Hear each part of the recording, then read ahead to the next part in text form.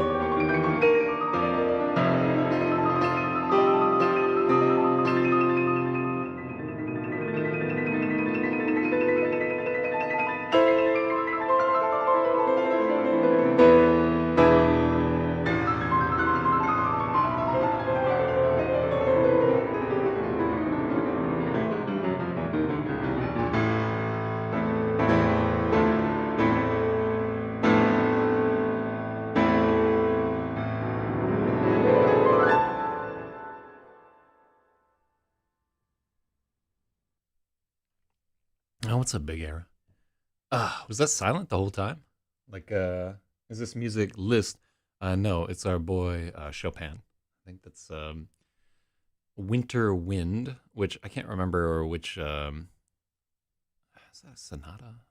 Like, my brain is mush at the moment. There, I was like up late last night, but yeah, I just didn't sleep especially well, which is weird because I got a grip of exercise yesterday. So, but yeah, it's Chopin. That's one of his more sad pieces right there. Usually he's all like tinkly tinkly. Whew. But it's time to get in the editing mindset because we're here at chapter 19. What I got going on right here? So I have a big pile of computer parts sitting over there, purchased with Bitcoin, and Like I don't have enough to make a full computer yet. I'm still waiting on the case and power supply, and I think I'm going to stack on a couple of big ass hard drives as well. But yeah, it's just nice that something that people used to tip me like as an afterthought is now worth like thousands and thousands of dollars. Yeah, value is just an illusion. Mm. As our values. All right, let me see if we can get big eraser up in here.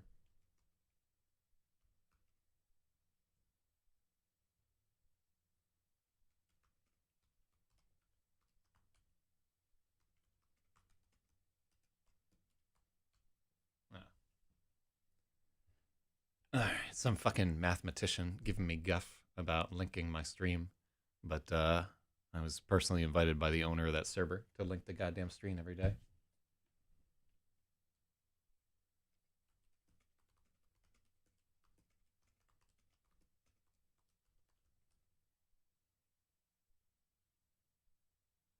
All right. Ba, ba, ba, ba. Ba, ba, ba, ba.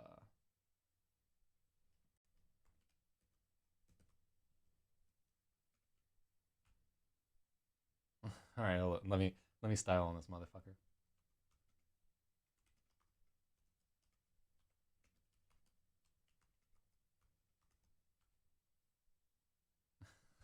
Somebody like, I've never seen you. He's like, who is this guy? And I'm like, are you not usually awake? This morning, he's like, I am. I've never seen you before. And then, like literally for the last 17 days, we've been doing, that's what I was waiting for. Big Logic, the titan of this editing stream right here. Now, now we can begin. All right, so just let's break it down real quick. For people tuning in for the very first time ever, this is a science fiction story about a prisoner being groomed for a kamikaze mission, which it has slowly been revealed is an attack on the very sun itself. That's right. He is supposed to go blow up the sun. Shout outs to the quad link chain driver, which is the stupidest part of this book by far. That just came up yesterday. Logic still with his diamond hands. He just likes the stock. And I got some diamond hands myself. I gotta fucking moisturize here. So we're now at the point where Trader has survived the long journey to the target star. He has just sort of run the gauntlet being fired at by an enemy destroyer. All of his squad mates have been destroyed. The god Ra is going to be so fit. I didn't work any Egyptian mythology into this. But QLCD, what the hell do they make? Quicklid. Is that like QuickBooks or something? Yeah, we don't get into Ra or like Hyperion or any. It's not Hyperion. I should know this. It's not Hephaestus.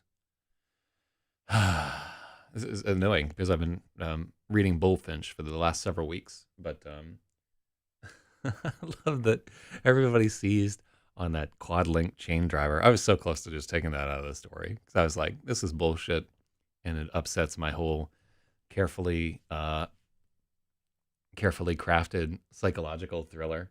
Helios. Yeah, there's Helios, but I think Helios was, well, that'd be the Greek version. The Roman version is let's take a look.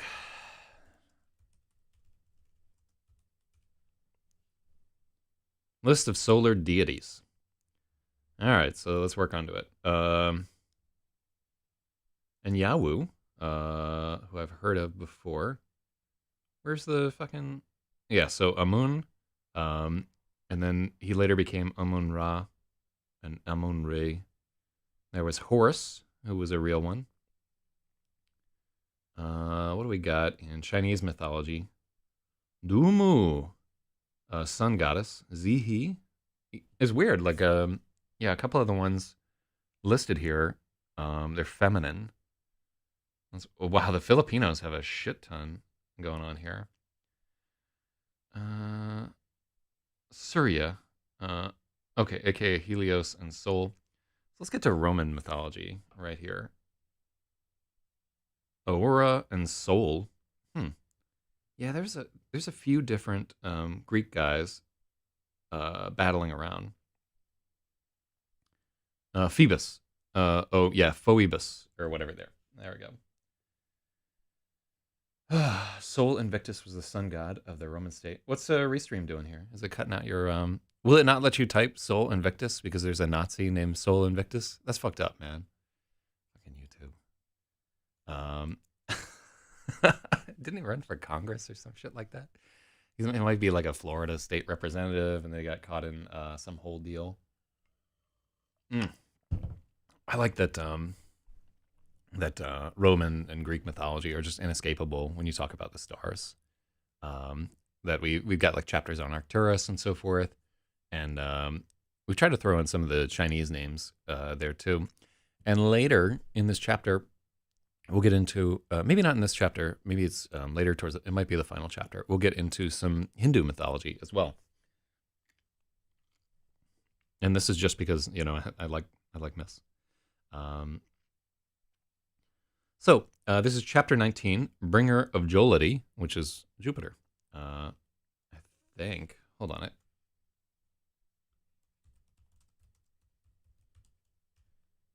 Bringer of Jollity. Yeah, Jupiter, the bringer. So this is just a direct reference to Holst, which every single like blockbuster music score ever has ripped off Holst, 100%. He's just he's like the James Brown of getting sampled by hack like soundtrack writers. It's ridiculous. Ridiculous like Icarus. All right, what do we got? So this is chapter 19. This is XEROS by Zach ZYZ, read by the author, edited by you. And I just want to bring your attention to the scoreboard right here, where Logic has a commanding lead, but Negi's getting in there also, Spathywah with a very respectable 70 points. And Stratum has a chance to eclipse Negi. Only the top 3 people will be invited to put in their comment in the actual written book there. The other part of it is, I don't know if you can see this right here, but yeah. I've been putting together some T-shirts of all the different, all my different books and so forth. And if you don't want me to be the sad soul person who wears those, I'll throw those shirts up on my shop. I need to work out licensing with some of these. Not for the Gravid shirt, because this is my own image here. I love the fucking Gravid logo, by the way. You can't really see it here, but it's like also black on black ink. So it's got like a nice border of black ink. And if I take this away, that is just such a cool fucking logo to me. Like the way that I reversed the V to be like an A and a V. And it's got that like chevron style thing. I enjoy it. Very happy with that particular logo. We're now getting to the point where I need to sit down and think about a cover for XEROS. And yeah, I don't know what I'm gonna do there. Maybe some like if I draw it myself, it'll just be something like very abstract, like some kind of. Oh man, I still have a credit for a cover by this woman, a very famous artist. We want a Kickstarter for her, so I own half of a cover art by her. So we could do some kind of like Star Child, gestating in a sun type image. Is that people buy more books? I think if you just have a fucking spaceship on the front of them, nerds like that. Like the copy of Ender's Game and so forth. That famous spaceship on the front of it there. Like to me, I like the idea of that like, what if it was like one of those flight pass? Oh wait,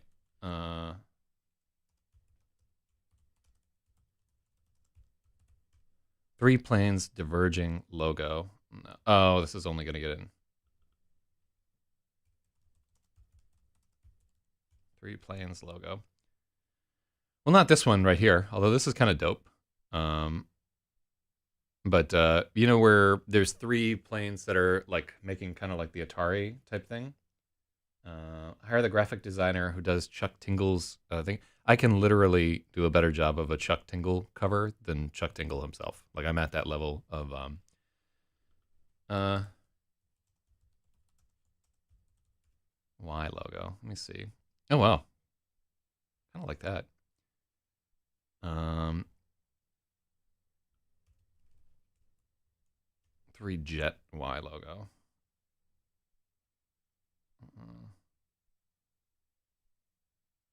I'm trying to see because I know the image that I'm thinking of here, where 3 jets are kind of swooping. You know what I mean? You got the one that's flying like a little further than the others. See this like 3 jet Air Force thing type here? Oh, so this is kind of it. It's kind of, huh? This isn't too bad at all. Um, so yeah, it'd be something like similar to this type image, but I'd have these 2 jets diverging and making like almost like kind of a fleur de lis. And yeah, I kind of like that silhouette type thing. We just make them look like the Galaga fighters. I'm pounded in the butt by my chain link quad driver, who is also a handsome gay. Mm. All right. Well, let's set these dreams of Gatling dildos aside, and yeah, maybe I'll work on that a little bit today. I'll see if I can come up with a because more and more I'm like less interested in paying for cover art, which is usually like a $500 to $750 affair, and just putting some shit together myself. Since I don't like, I don't know that a cover that I did for XEROS will ever get used. It's possible I can sell this. The fly past formation. Hold on, that would be super useful. Oh wait, hold on. I'm gonna save this guy as a reference because I like some of the things they're doing here, even though it's shitty vector stock. Let's take a look. The missing man, fly past formation. Let's take a look at what these images are. Well, so this is where they're like flying in a straight line, right? But oh, here's a fly past. 9 Hawks. Oh, this is kind of cool. Globemaster. But what I'm looking for is something with like 3 planes where they're like spelling shit out and so forth. To me, like seeing planes in formation like this, I can't look at that without having like creepy warlike associations with it right here. Oh, the Rafale fucking plane. So it's much more like see this thing right here. Imagine if plane number like center 2 planes were flying like slightly outward, so their contrails look like kind of the Atari logo. I think you know what this probably is I probably it was probably like a unit patch that I saw all the fucking time, or like Space Force or some shit like that. But I'd like to have. I'm gonna make it like those Black Diamond planes, and you know, indeed, we're editing in Jack of Trades. But yeah, maybe I'll do something with that. Breakaway, huh? Yeah, let's take a look.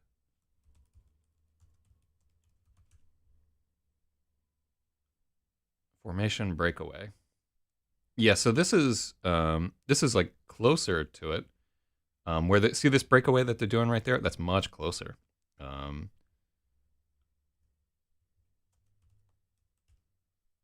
Breakaway formation. What? Check out these characters right here. So this is kind of what they're doing there.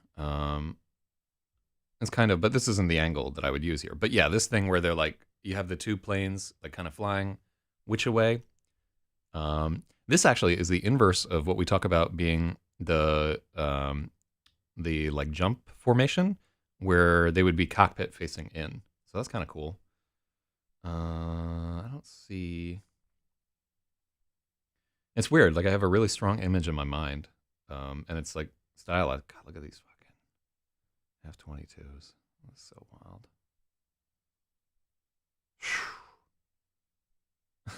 Look at these nerds with their dumb planes. This is it, right fucking here. This guy was this formation. Oh, I really like this guy. Yeah, let's see if we can get this image. Yeah. The Blue Angels. Yeah, I could do something with an image like this.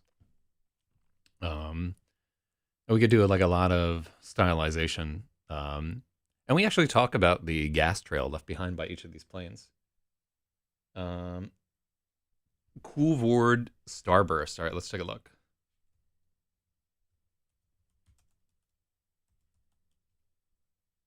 Coolvord Starburst.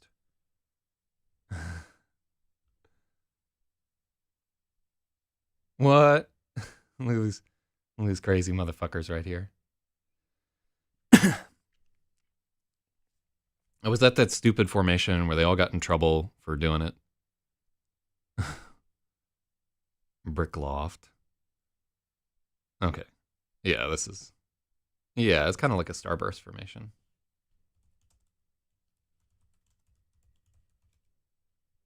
I'd love to just sit around and... yeah. All right, well, I think we found pretty close to it. Air Force wallpaper. Ugh. But yeah. Essentially, I could just take something like this and oh, wait. This is the formation that we're looking for right here. Capturing the Blue Angels in yeah. Okay, so I think they call it like a starburst. Ooh, but some of these are like these kind of images right there. That's the kind of... So I might go for like a red, white, and blue, like really, I want like a real propaganda type piece. So this is something that I can personally do, where I don't have to pay an artist. I can definitely adopt like a propaganda poster type aesthetic, and I think it'd be really effective for getting across the message of this book. So yeah, I'm gonna save this image also. Yeah, because this is dope to me. I like the part of like thinking about what image would be compelling for the book cover and what would say something about the book's contents.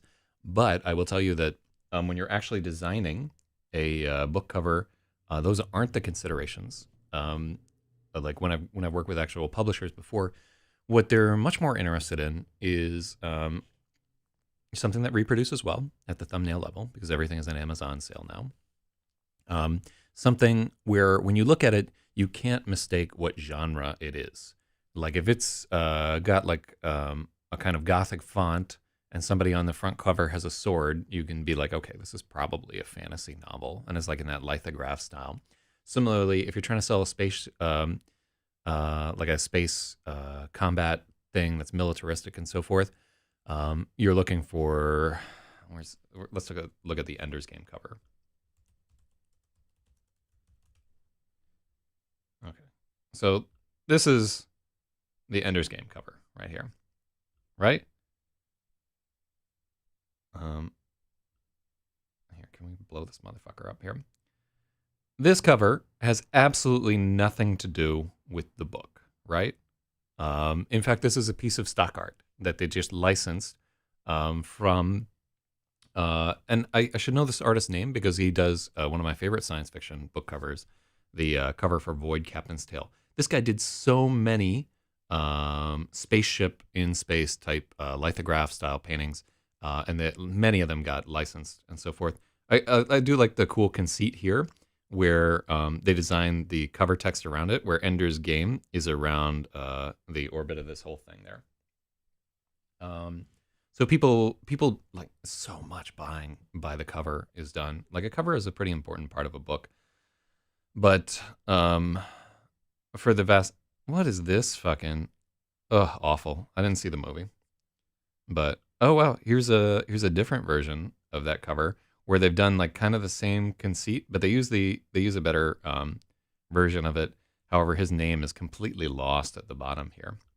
Well, anyhow, I like designing covers. It's fun. But it doesn't get the book edited. So let's get down to it. So chapter 19, Bringer of Jollity. Okay.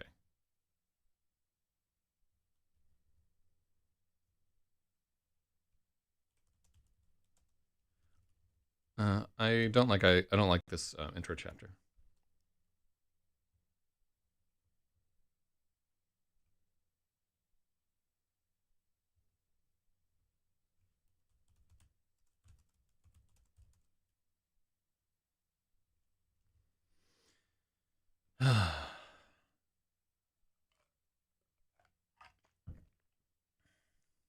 hmm hmm Well, I mean, it didn't that didn't used to be the purpose of book covers. Like that used to be like there was just the cover was to protect the interior pages of the book, and it was just so that you could see which book it was. Um, Era says I thought the book was pretty meh too. Um, I can't agree. Like I think it's meh if you come to it with like this expectation that's going to be something great. But at the time when Orson Scott Card was writing Ender's Game, he was not spectacularly successful. It was kind of like his breakout hit for him there, and he's writing like it. You know, um, there are a lot of parts of that book that like I've brought it up before, but like the fucking Giants game sequences and so forth. But there are other parts of it that are interesting, like his choice of Ender being a third and everybody despising him for it. Um, it's it's a YA book, is what I think people what people really need to understand about that book is it is not written for adults at all. It's a YA book that just happens to make it into adult literature right there. But when you're coming to that book with your expectation, it has to be like this is a piece of writing that is meant for children. So a lot of things that are like pat and obvious to us as adults, and children just like lap that shit right up, right? Like the strong archetypes, the like outcast becomes the critical person type situation, and he manages to shoehorn in some like quasi religious shit that's relatively well handled, and I think he does an okay job. His dialogue between the children is atrocious. Really, it's just stupid. Even reading it as a child, I was like, this is idiotic.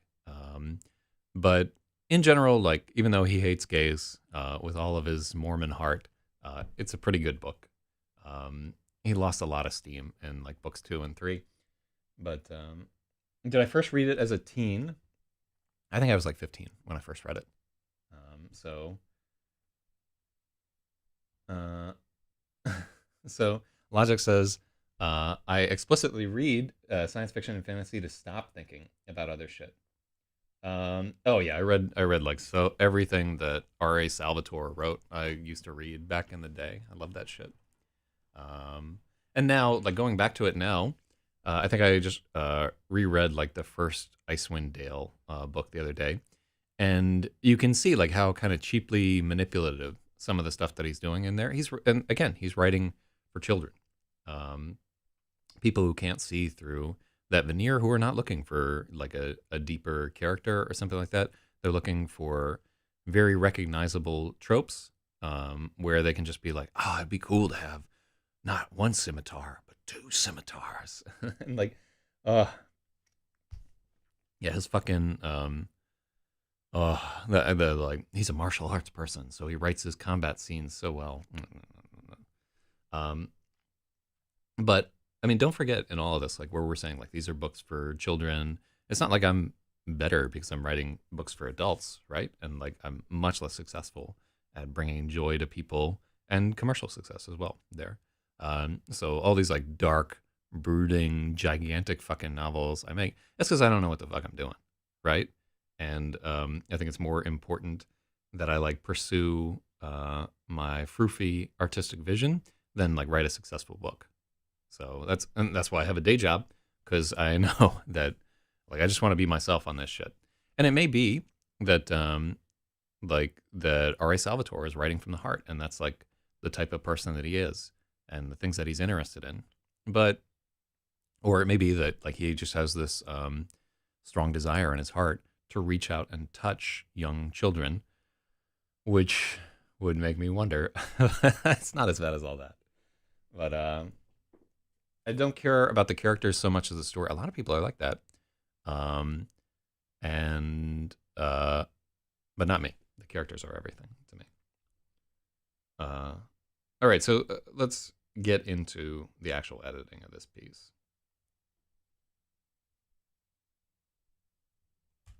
Oh, yeah, that was an easy fix. Panic swelled in my chest as the sun.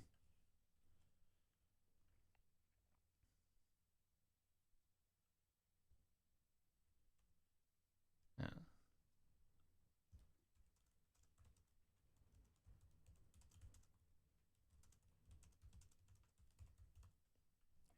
No words can truly capture the utter insignificance I felt as the sun bloomed to cover half of my canopy.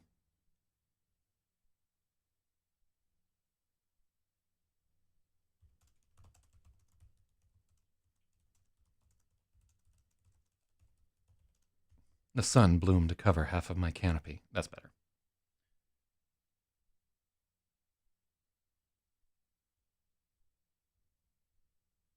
I was a flea, a speck, a subatomic nothing. All my struggles, every effort I had undertaken, the entire output of my life wasn't even a spark against the omniflame. And this is just a shout out to Tolkien. Um, like, well,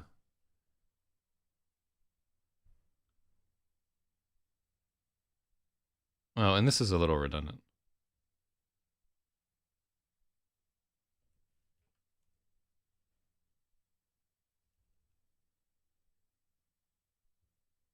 All my struggles, the entire output of my life. Oh, I don't think. Yeah. So it's nice. It's nice when I can just cut shit out and it just fixes the problem right here. No words can truly capture the utter No words can capture the utter insignificance I felt. The sun bloomed to cover half of my canopy. I was a flea, a speck, a subatomic nothing. The entire output of my life wasn't even a spark against the omniflame. Soul. The primordial titan. My homeworld was forged in Soul's body. My species was incubated by Soul's radiance. Yeah.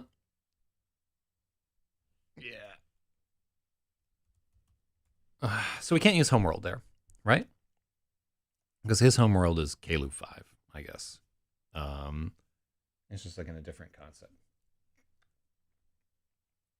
Yeah, there are honestly like some really good books where the story is boring as fuck, right? But the character is amazing. Darkness at Noon by Arthur Colister springs to mind right there. Nothing fucking happens. It's a guy in prison and his teeth hurt. And he's like thinking about his old times as a Bolshevik, right? There's some amount of drama as to what's going to happen to him, but it's about the Moscow show trials. You know what's going to happen.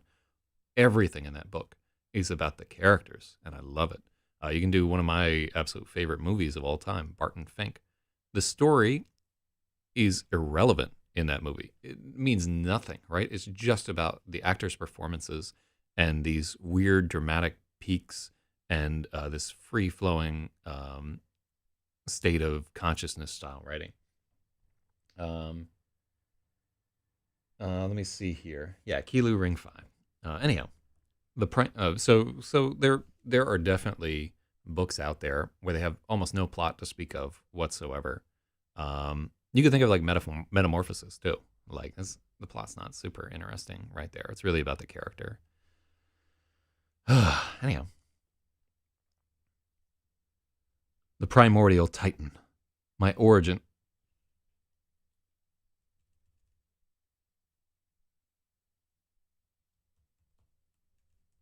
My species was no. What am I looking for?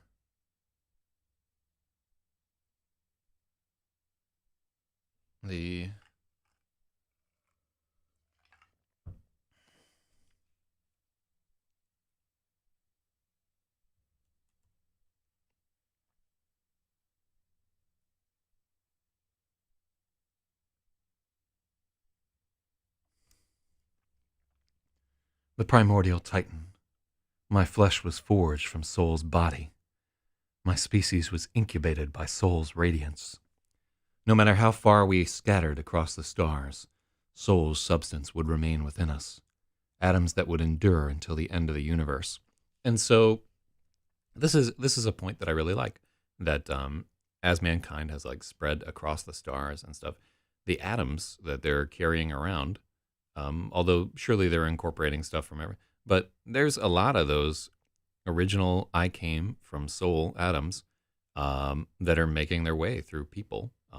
Every single person that's come out of there will be carrying like literal pieces of this star inside of them. Uh,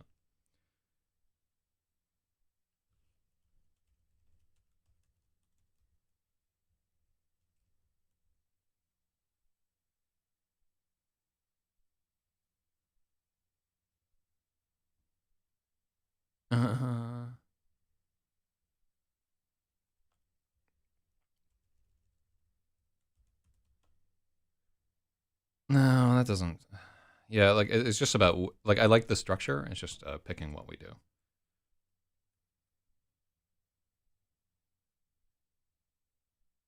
Ancestors is a good one to put in there though.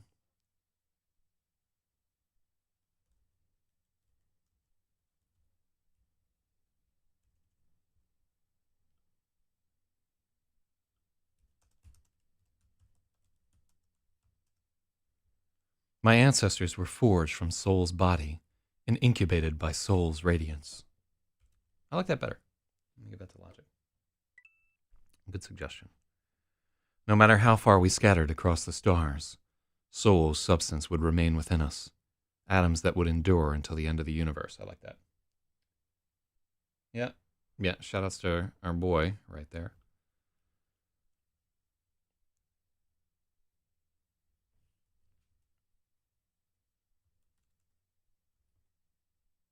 I was accelerating, trying to get as much distance as possible from the destroyer. Hurtling along the silver line.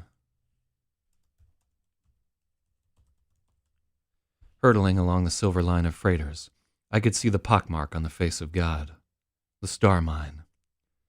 There were 9 brilliant points.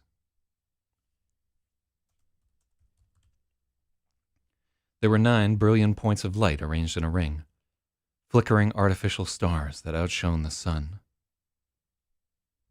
It was an affront, a monstrous arrogant.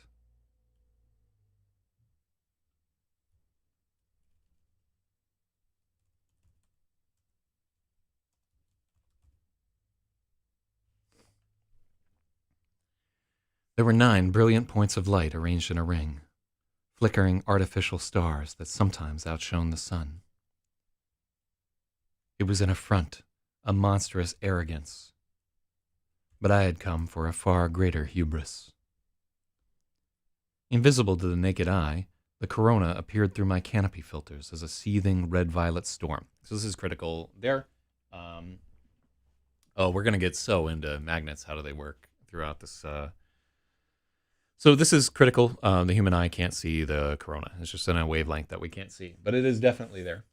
So we have to have the conceit that his canopy is not just acting as like a lens; it's acting as like a welding helmet style filter. Um, Invisible to the naked eye, the corona appeared through my canopy filters as a seething red-violet storm. No, no, we don't have a. Yeah, there's no comma there. The lashing prominences were dark garnet. The hot spots ranged from madder to vermilion. Those swells might be 1,000,000 degrees. A flare could be 20 million.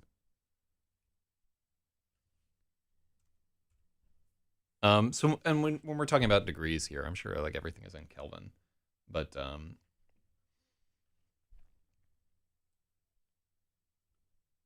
freighters were shielded from the worst of this by a magnetic tunnel.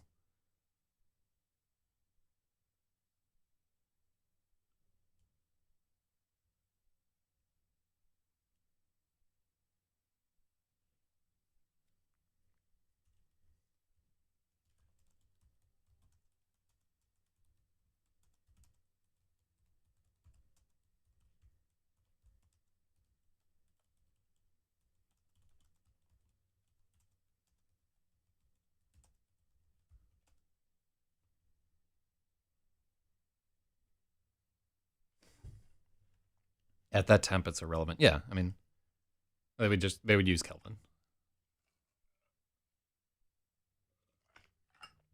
Mm.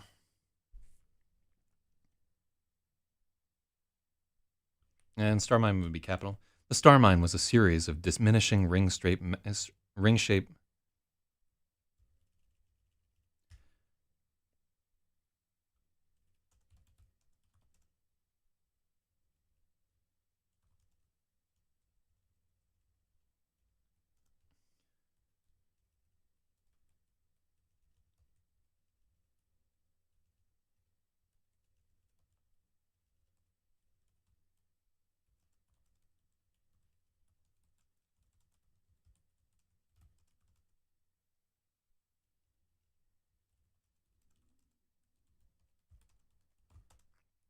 Inside, the freighter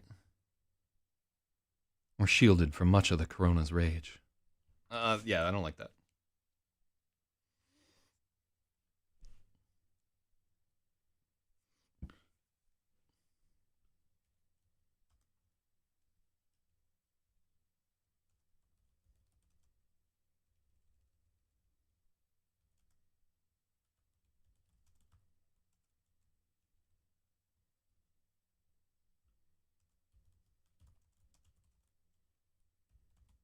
The approach to the star mine. Yeah, yeah.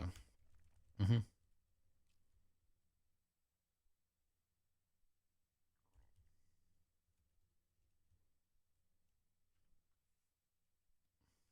Yeah. Here, let's. Whew, this is like one of the more critical descriptions to get right here.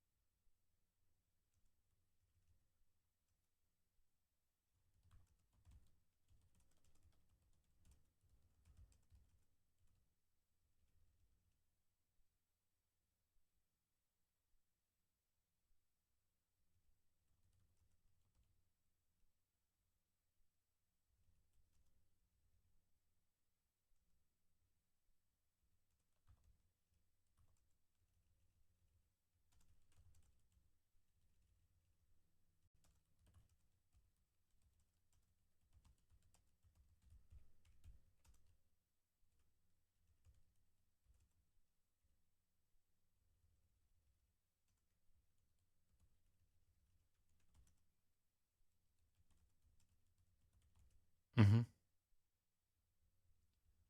Which generated a magnetic funnel.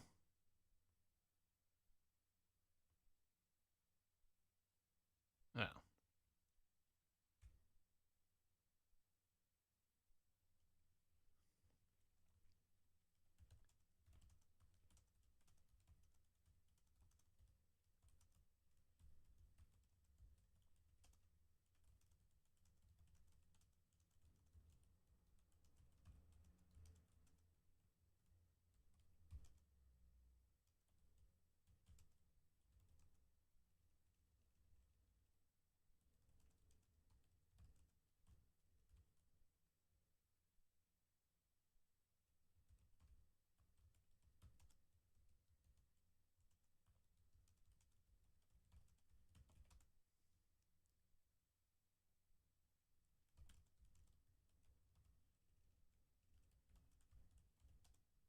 Okay.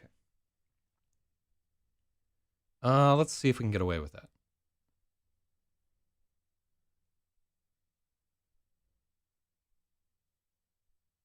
It already does that. Those swells might be 3 million degrees. A flare could be 20 million. Oh, it's the second million that you're getting rid of. Nah, like I want it to be. I want both of those millions in there. Um, but yeah, like if it, maybe we edited that out already there.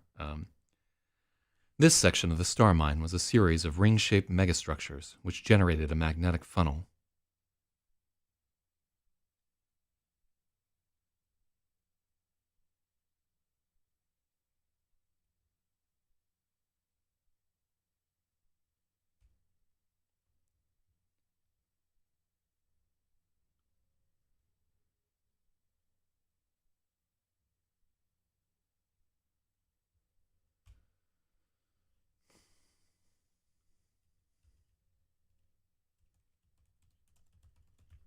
I've been briefed that the magnetic funnel would narrow until it was only 100 kilometers. Series of ring-shaped megastructures. Each ring had its own set of 9 brilliant lights. Let's check that out. Oh. This section of the star mine was a series of ring-shaped megastructures. The first ring was at the outermost fringe of the corona, a 500-kilometer band of gleaming silver. I'd been briefed that the magnetic funnel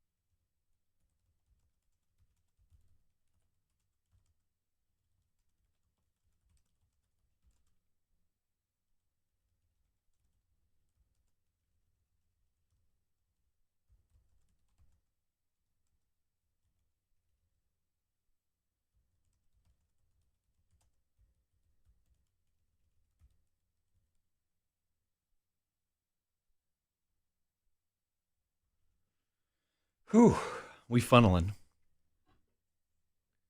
It is the Delta Burst found on page 39 of the PDF. So it seemed like, Stratton, would you just message that to me on IRC? Delta Burst. That sounds about right.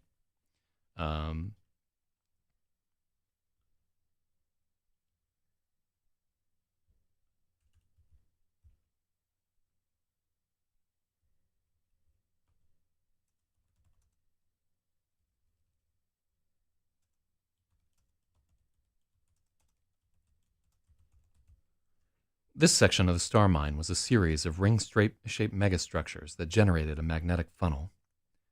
The first ring was at the outermost fringe of the corona, a 500-kilometer wide band of gleaming silver.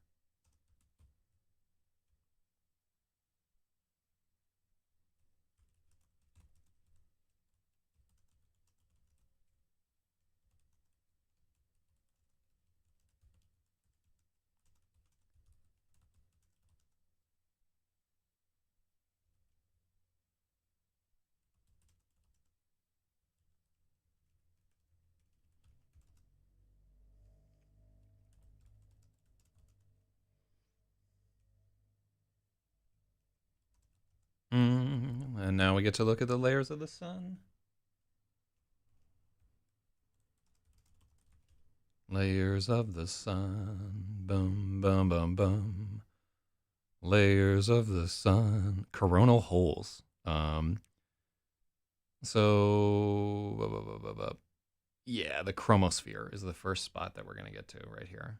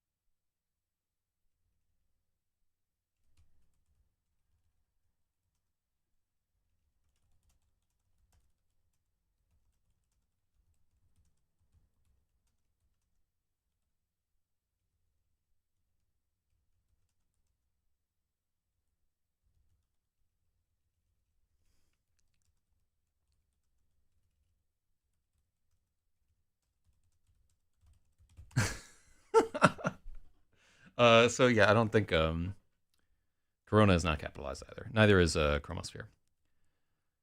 This section of the star mine was a series of ring-shaped megastructures that generated a magnetic funnel.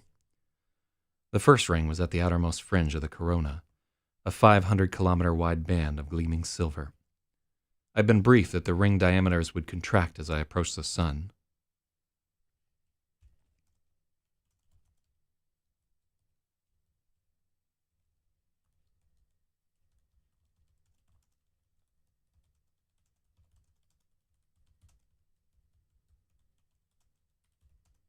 At the chromosphere, the star mine was only 100 kilometers wide.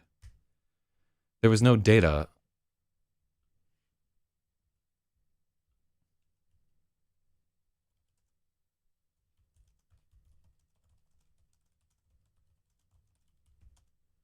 There was no data on what would happen when I was inside the star. My orders were to wing it. I love that. Yeah, yeah.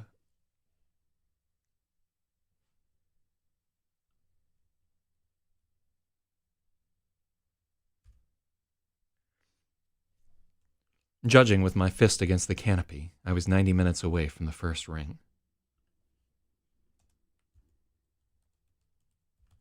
And we need approximately there. Judging with my fist against the canopy, I was approximately 90 minutes away from the first ring. So he has no instruments in this plane, which we've gotten into. Everything that he does is dead reckoning.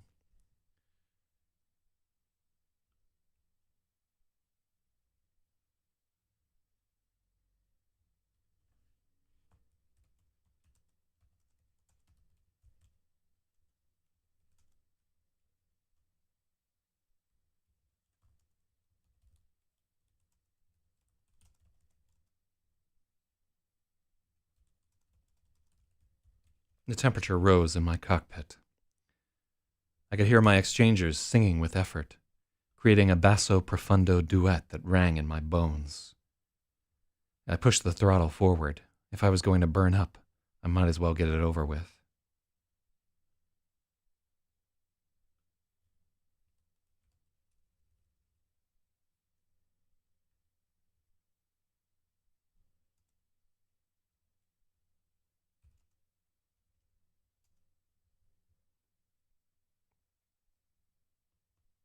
No, I don't like that.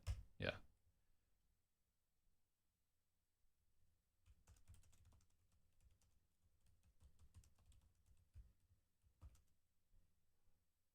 Shoutouts to DJ Hydro, aka Jeem Trip 3. Hello. Yeah, thank you for all the wonderful comments you leave on the videos. Double.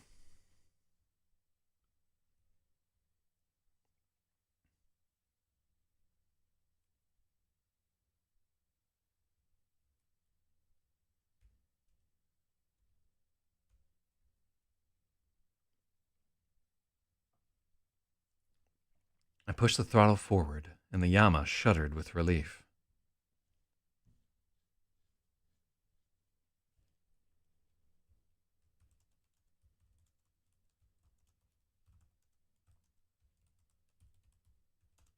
It was like breaking through the sound barrier.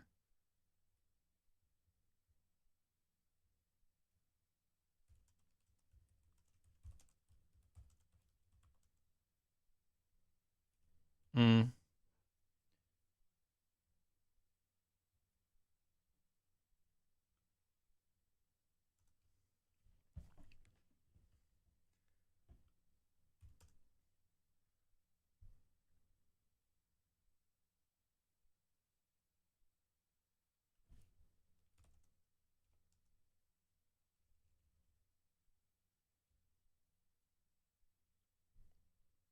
Mm-hmm. Yeah, it really is. It really.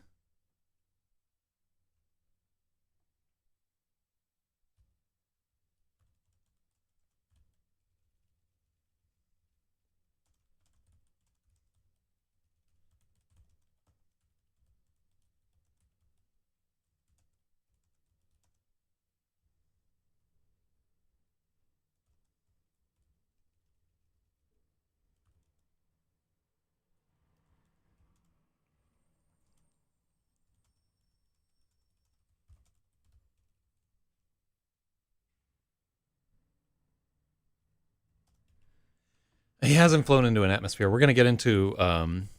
Yeah, I'd like to use something like he broke through the sound barrier, but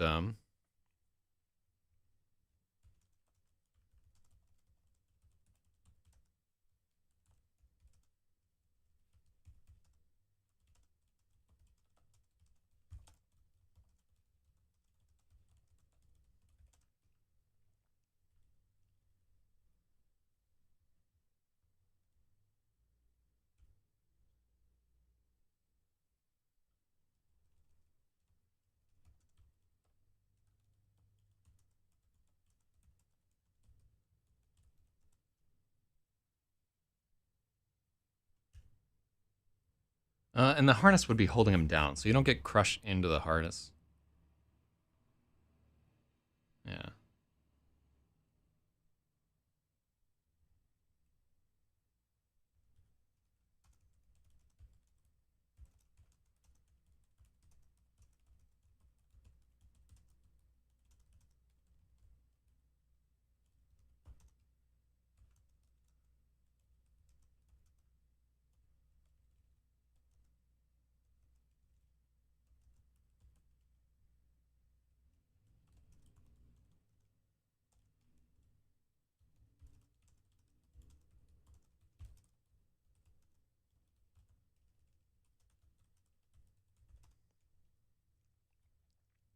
I was still flying through a vacuum, but it felt like I'd broken the sound barrier.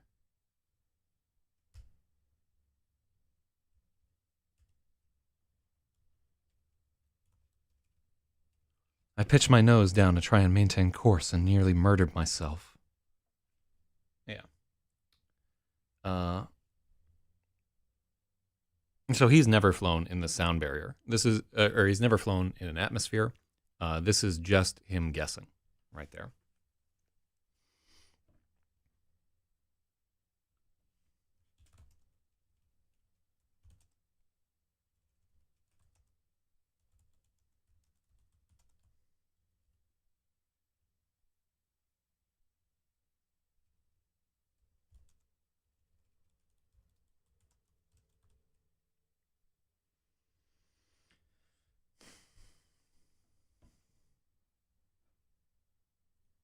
I pitched my nose down to try and maintain course and nearly murdered myself. What was meant to be a minor correction wrenched me straight into a collision course with the freighters below.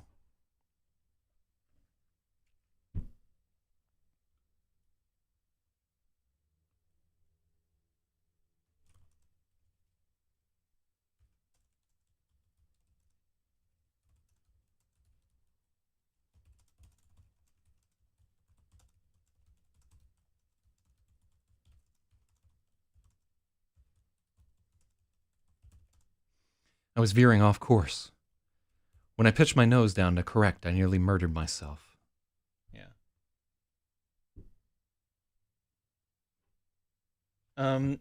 Let's see. Are you aware that to get closer to a celestial body, you have to slow down?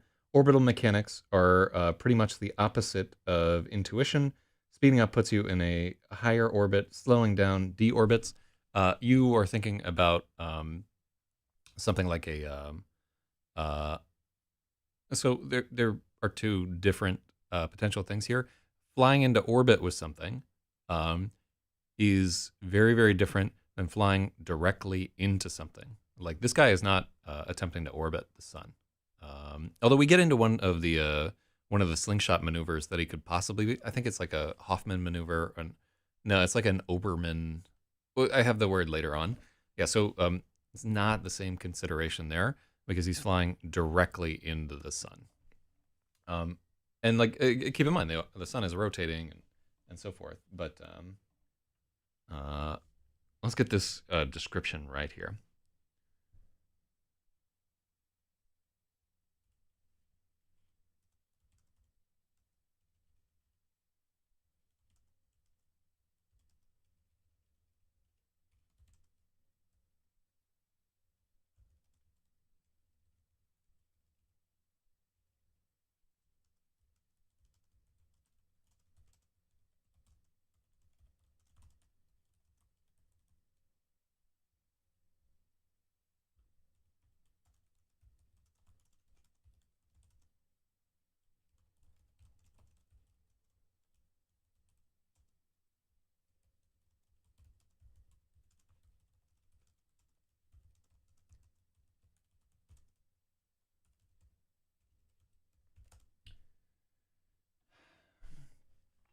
Mm-hmm.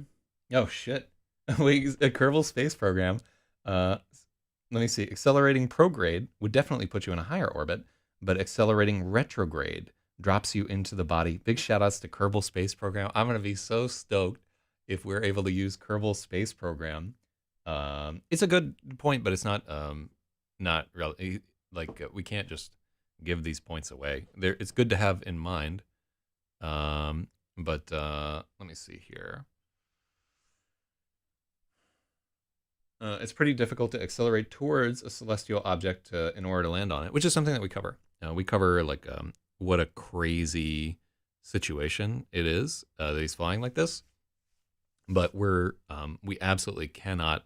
We can't have him orbiting the sun. It just doesn't fit into what's happening with the story. But again, uh,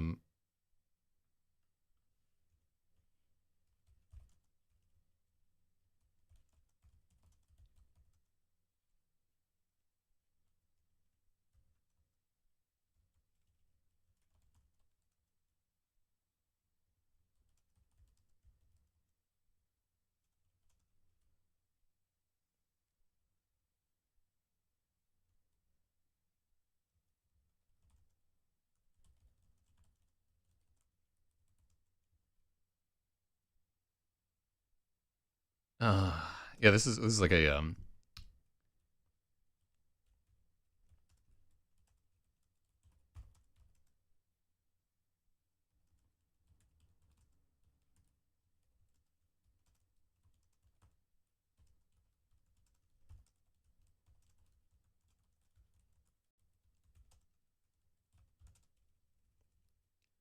If I weren't in an effective vacuum, I might have thought I'd broken through the sound barrier.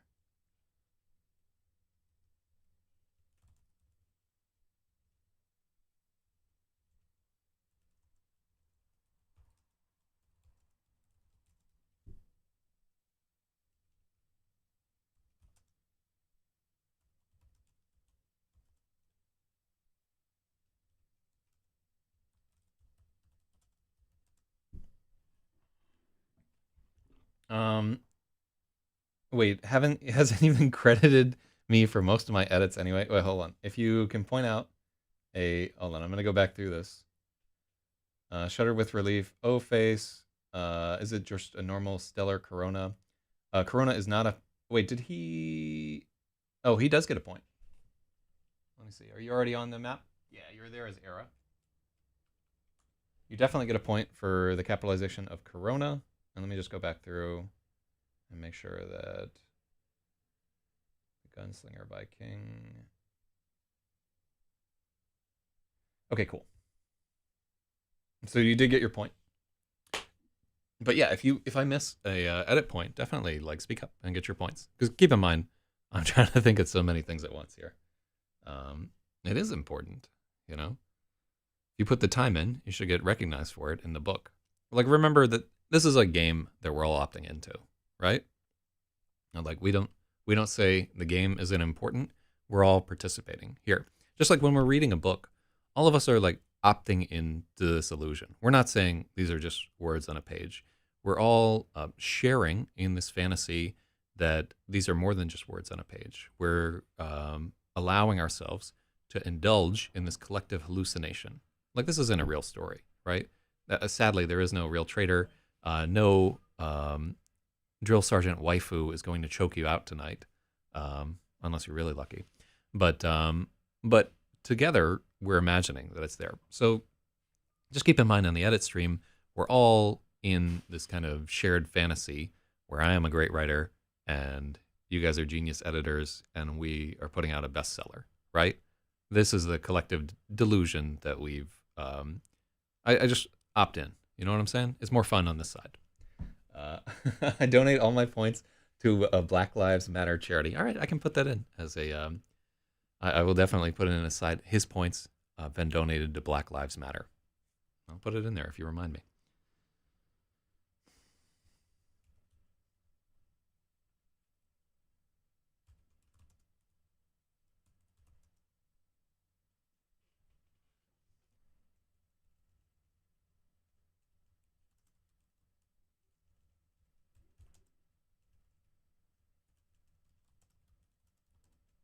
Yeah.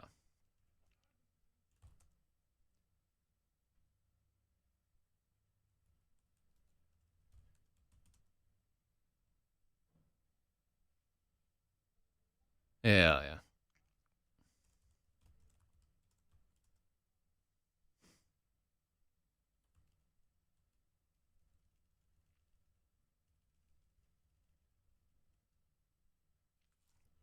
All right, so um,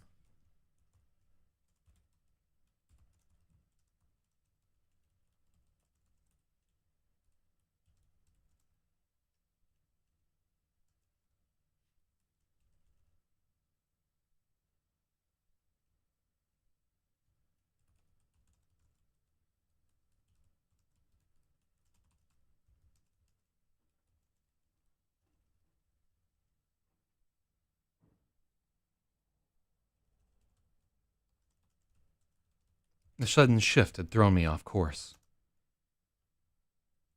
There we go.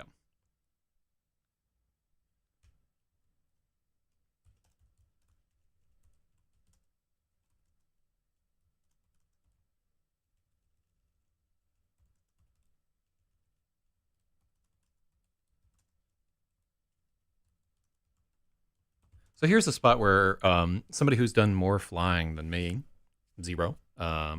I don't even play flight simulator. Like the last flight simulator that I really liked was probably something like Descent Free Space or like one of like Freelancer or one.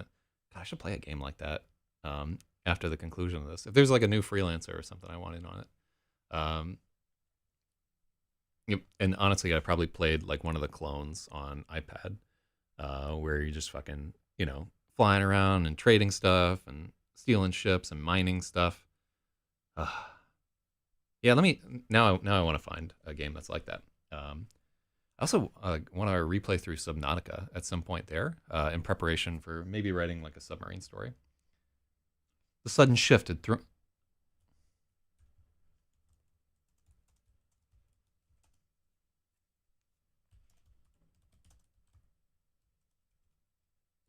So how would I describe that?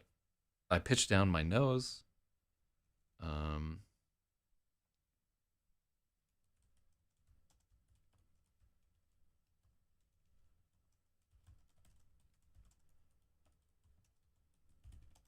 I tried to pitch down and nearly murdered myself. What was meant to be a minor correction wrenched me straight into a collision course with the freighter below. I sent you a few FAA links that have a big list of maneuvers. All right, let's take a look at. Yeah, Stratum is blowing up my chat with very useful links. So let's take a look. ACC Heritage Maneuvers Pack FAA.gov. Holy shit! Does this have diagrams?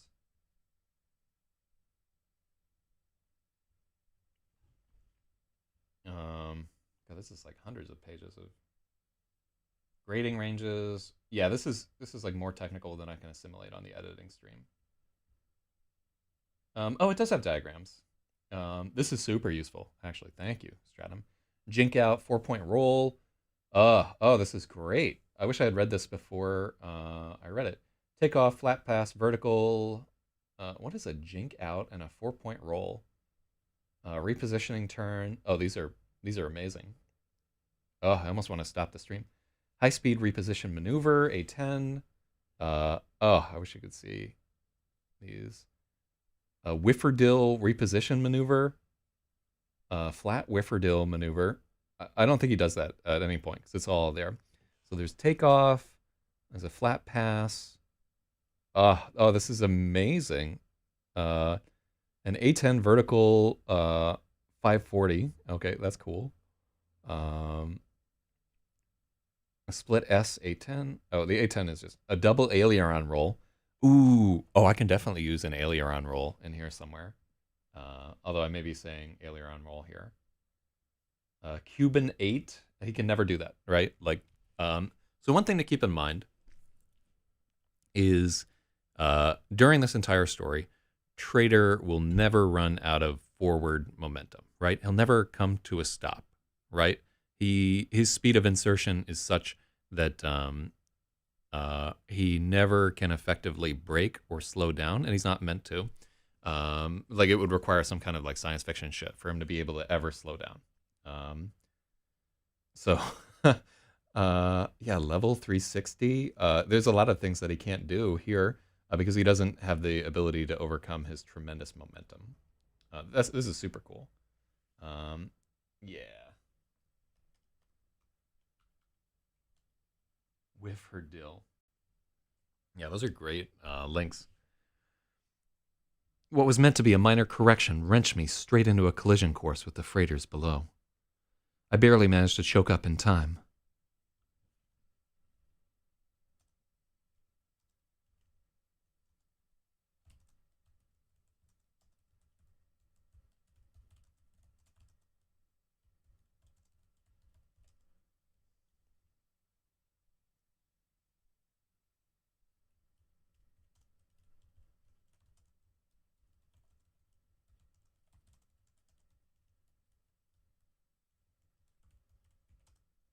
The violent motion gave me a micro blackout. When it faded, I had the terrible feeling my eyeballs were about to burst. I hesitated to touch the controls, afraid the next motion might knock me unconscious.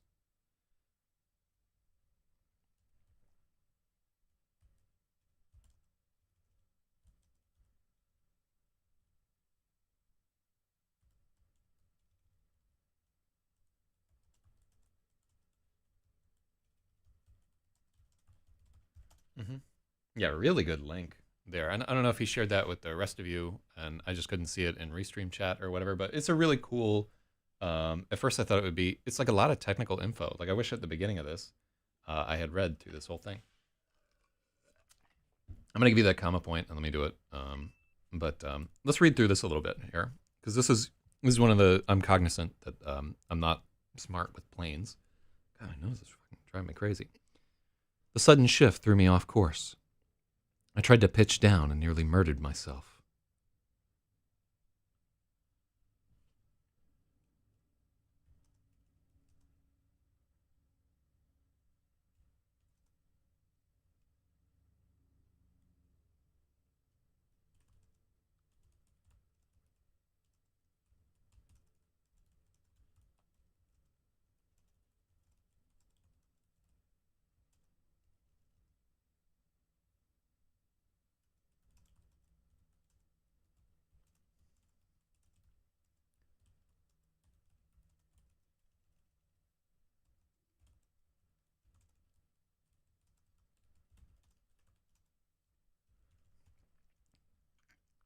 Mm-hmm.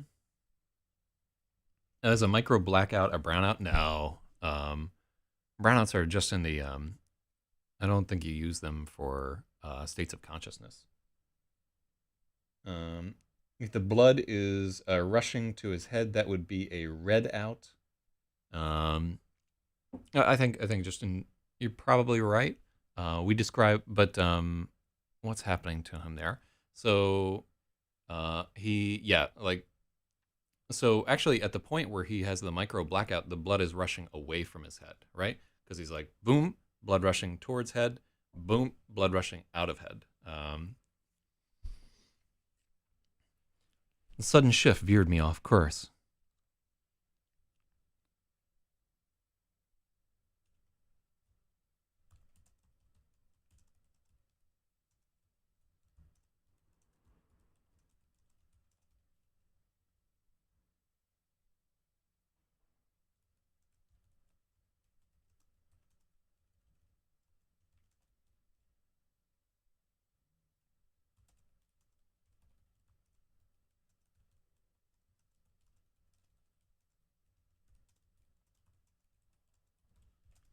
The sudden shift had veered me far enough off course that I would miss the first ring. Yeah.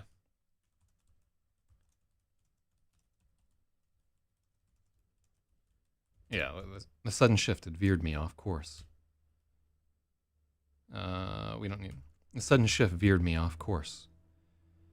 I tried to pitch down and nearly murdered myself. There we go.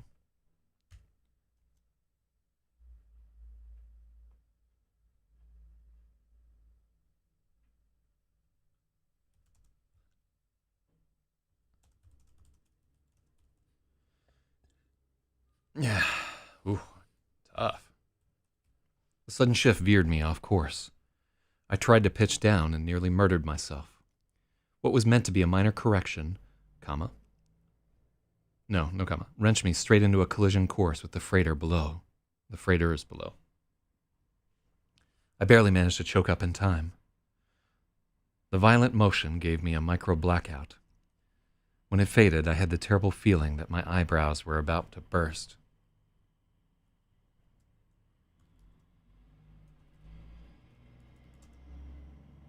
I hesitated to touch the controls, afraid the next motion might knock me unconscious. I'd forgotten this was supposed to happen.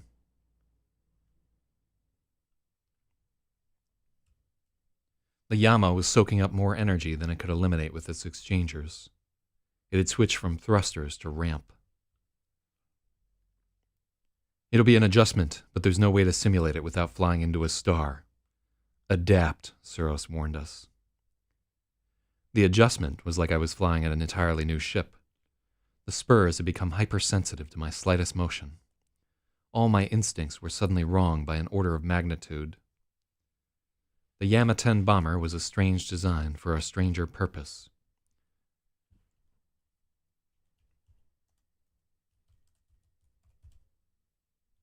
Ordinarily, it wouldn't make sense to fit a one-man bomber with radiative maneuvering planes. They were energy hungry, far too powerful for such a tiny mass. Ramp was meant for capital ships, like the destroyer on my tail. Hick maneuvers to keep from blacking out. That's kind of cool. Let me look at that.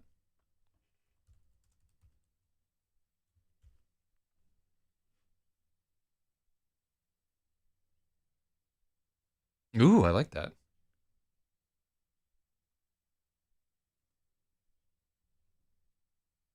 Oh yeah, let's add that in there. Yeah.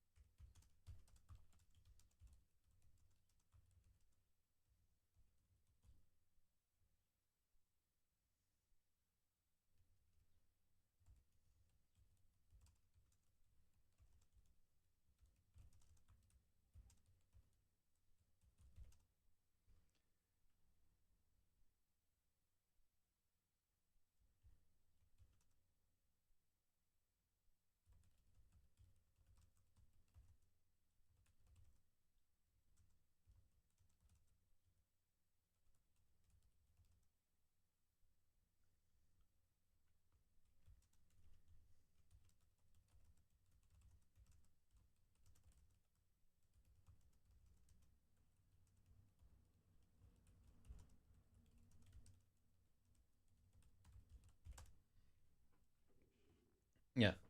Hick, hick, hick. Yeah.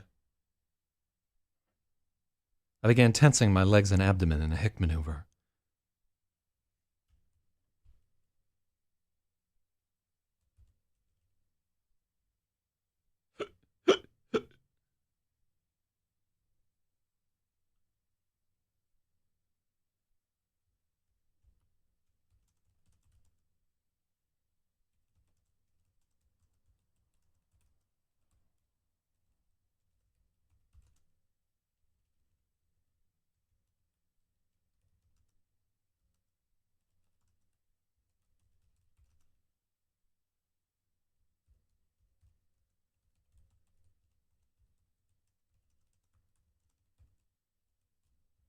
Gulping compression fluid in a hick maneuver. Oh, I love that. Yeah.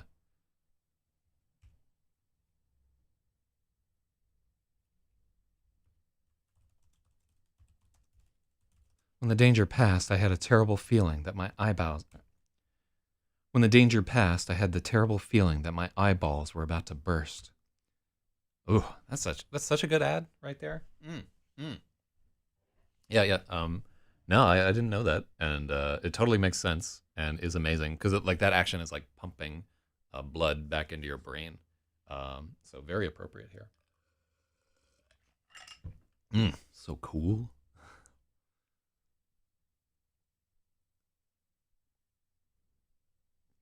Yeah, this is like one of the spots where like doing this online editing is so neat because I might have never come across that in my life, you know. And I've read like biographies of Jaeger and fucking the right stuff. Maybe I read about it before, but it just didn't process. But that oh, I like that. Yeah, you're really doing a service for BLM right there.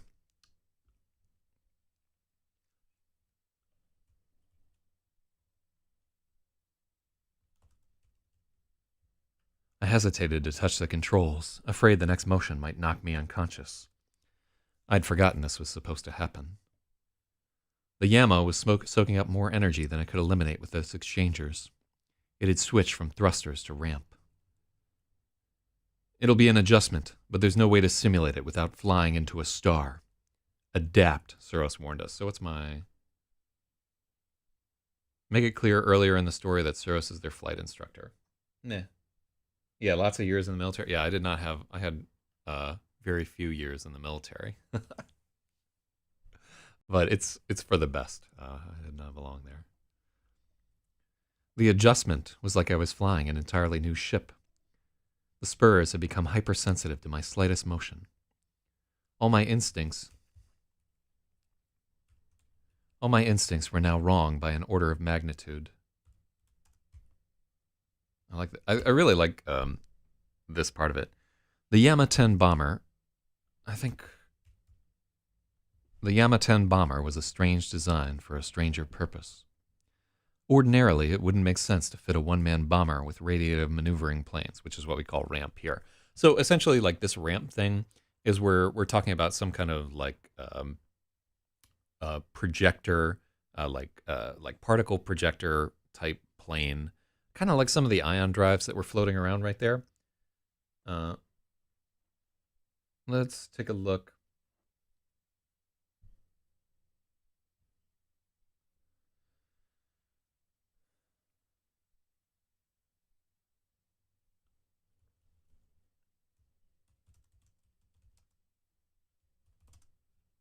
The adjustment made it feel like I was flying an entirely new ship. No, that breaks the...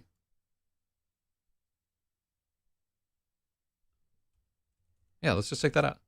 The adjustment was like flying an entirely new ship. The spurs had become hypersensitive to the spurs had become hypersensitive to my slightest motion. All my instincts were now wrong by an order of magnitude. Okay, cool. Yeah, I think that's a good cut. Ramp was meant for capital ships, like the destroyer on my tail. I like that we are talking about like the bomber being fucking hot rodded with a like this thrusting technology that's meant for a ship 100 times its mass. To me, that's so cool. So metaphors are almost always better than similes. Not necessarily so. A metaphor really asks more of the reader than a simile, right? You're asking the reader's mind to make this additional step, being like, like, oh yeah, he wasn't actually an orange man. He doesn't sell oranges.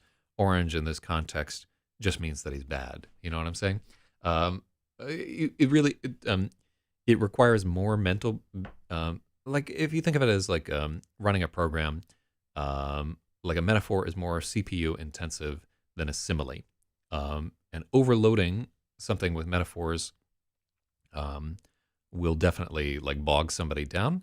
I'm sure that we've all read, like you can get what, like one metaphor a page, maybe, like you can maybe get away with. That's pretty heavy right there. Similes are not as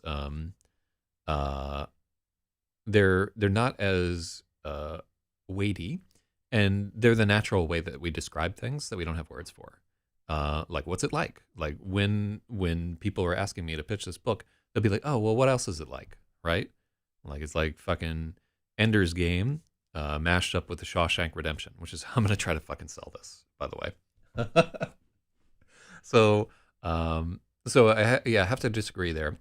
In practice, metaphors are often more elegant than similes. But the things that I just said there, I guess this is like one of the primary things that I've gained by doing like all this editing work and by writing so many books and so forth, is keeping the potential nebulous mystery reader at the forefront of my mind when I'm doing this. Does this make sense to this person? How much of my bullshit are they willing to put up with? And we asked a lot from them. The last chapter included crazy corkscrew railgun rain and quad link chain driver. So like, we're asking a lot. And this whole is pertinent because this whole section, like everything from like page 160 on, is we're asking the reader, hey, do me a favor, completely suspend your disbelief. We're about to do some crazy fucking shit for the rest of the book. Every part of this will be crazy. And, there's a limit to how far people's imaginations will stretch. But there was nothing ordinary about flying into a star. Look at all these extra spaces that I'm finding here. The idea was to use RAMP as a set of super exchangers, converting vast quantities of surplus energy. Yeah. Of surplus heat into thrust. For the entire year-long jaunt through null space, the Yama had been an energy miser, loath to waste a single erg. And so this is one where, am I using erg correctly right here? Should it be like a single joule, single watt? I like the sound of erg. I've measured it, and my imagination stretches exactly as wide as a fist. Oh, cool! You can get your heading on the sun there. It reminds me of, like, my dad always used to tell me, anything's a dildo if you're brave enough. So, just wise words for you right there. I like that like image is almost always accompanied by a picture of a cactus, like a barrel cactus.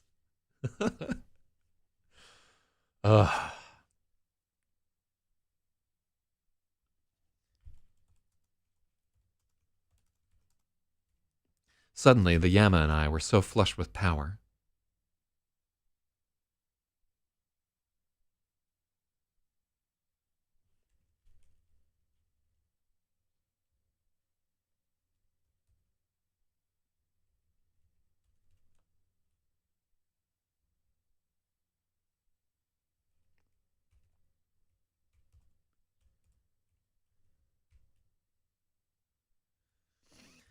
Okay, I like this a lot.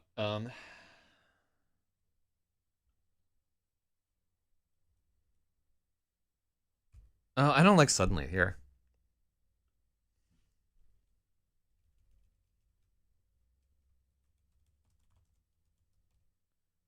Inside the Corona, I was so flush with power it would literally burn a hole in my pocket if I didn't spend it. I really like that. I like taking this old beaten aphorism and subverting it to our purpose here. But there was nothing ordinary about flying into a star. The idea was to use RAMP as a set of super exchangers, converting vast quantities of surplus heat into thrust. For the entire year-long jaunt through null space, my Yama had been an energy miser, loath to waste a single erg. Is loath correct there? Hold on. Yeah. Reluctant or unwilling. Yeah, reluctant. Yeah, loathe is sometimes... Yeah, loath is what we want right there. All right, so I'm actually going to give comma a point there. Yeah. It is right. It's the correct version there, but they're like similar enough that I wanted to check. Like, I didn't have 100% that I was right. So I'm glad that we checked. Logically, you lose a point for your fake correct. No, I never take points away. Unless I give you like 100 of them by mistake.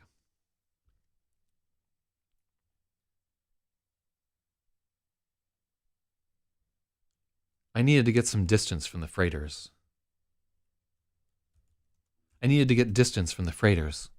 Some space around me, comma, so I could get my bearings. I tried to lift up gently, but even my most delicate motion was too hasty. The bomber sprang like a cricket, spinning wildly. Another near blackout.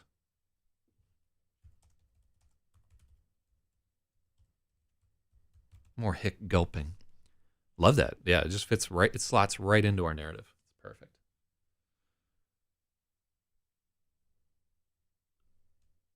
When I came around, my neck felt like a can crushed beneath a boot. Ooh. I love that. I just wanted to have a Green Day reference in here.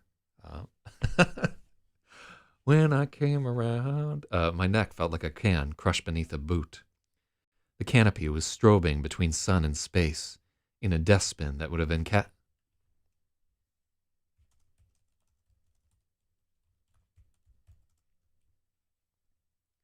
I was in a death spin that would have incapacitated any human with an unmodified vestibular system.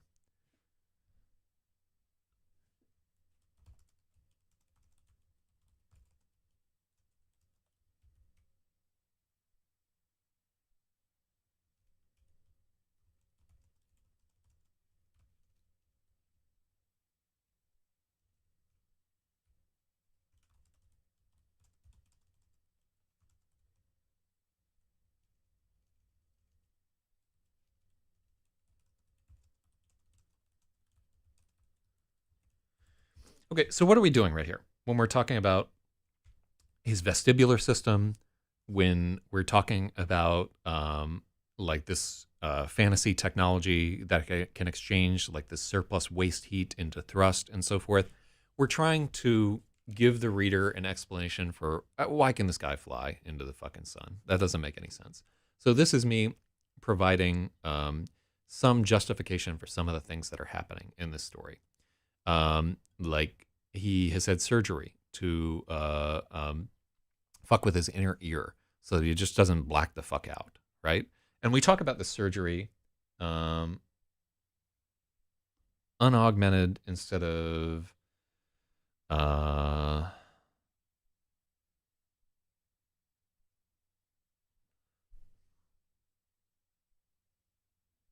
what in fact unmodified and unaugmented are both the wrong word here. What we want is like the default. I'd almost say natural. Yeah. But natural's not quite right either.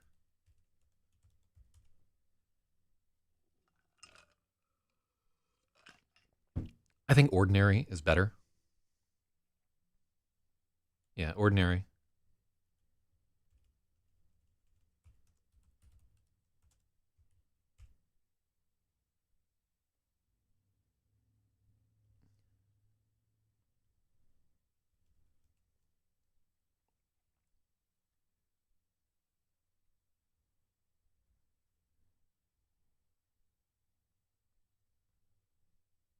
With an ordinary. My surgery let me stand it.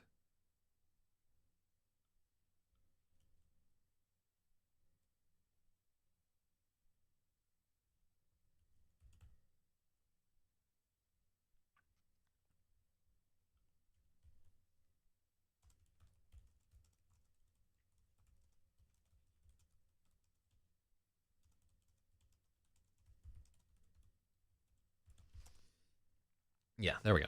Yeah, I'm on top of it there. So I'm going to give era.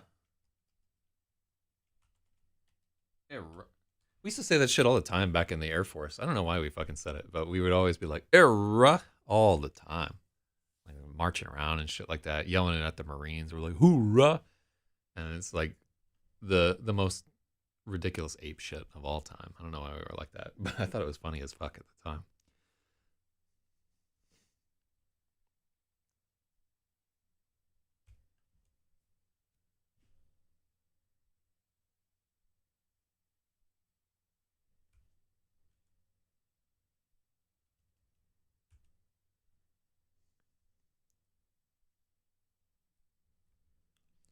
When I came around, my neck felt like a can crushed beneath a boot.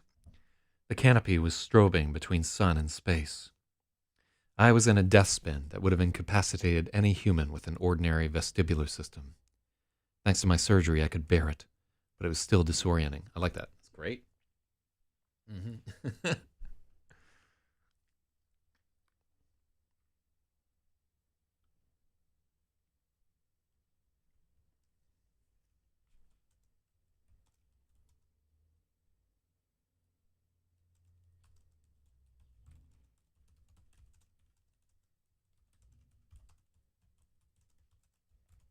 I couldn't feel my extremities.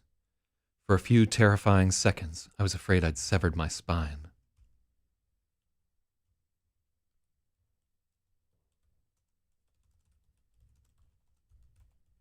Paresthesia came first, then pain. So paresthesia is, I believe, the word for pins and needles. So let's make sure that this is right.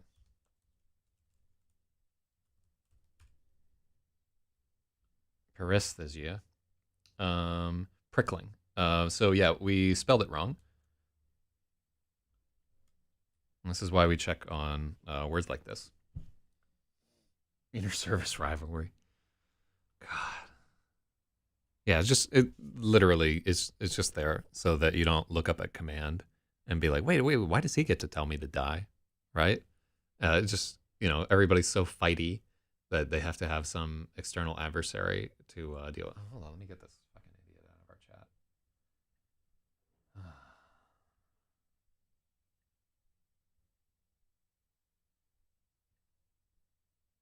Oh, it's Rondito.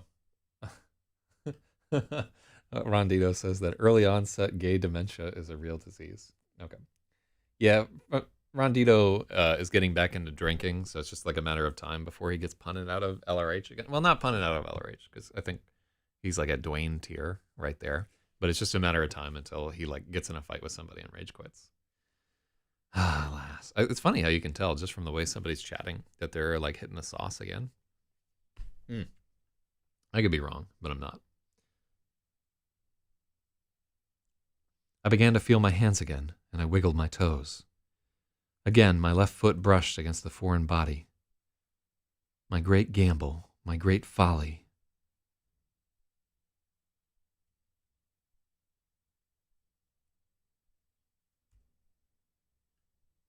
I wonder if I could do like an F word there.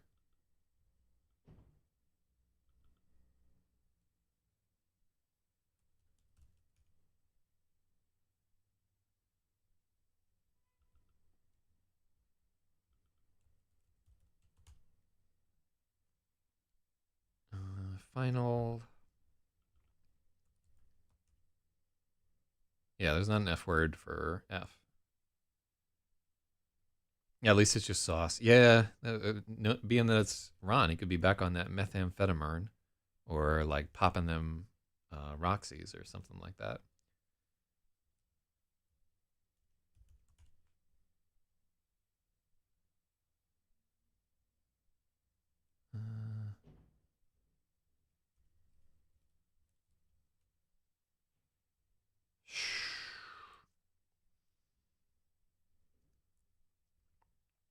Yeah, let's just take out folly. My great gamble. My gamble. My big gamble. Yeah, I don't think you can just say great gamble. Again, my left foot brushed up against the foreign body.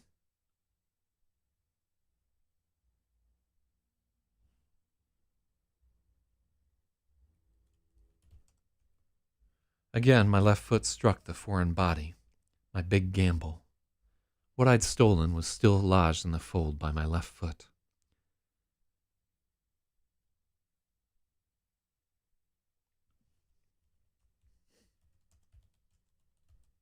My last resort was still lodged in the fold by my left foot. Not yet. All right, so Logic, you've been on this for a while there. What do you think? Any idea at what his last resort is right there? What's stuck in the ship Fleisch? Ooh.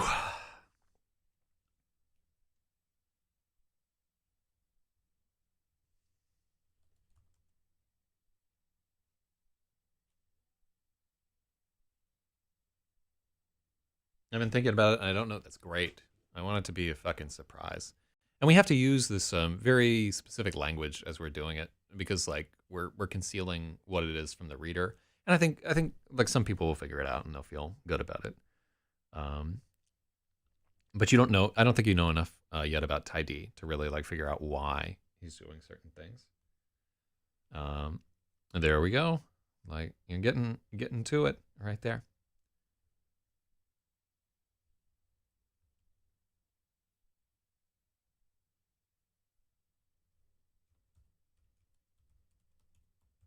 Delicately, I pulled my ship out of the spin.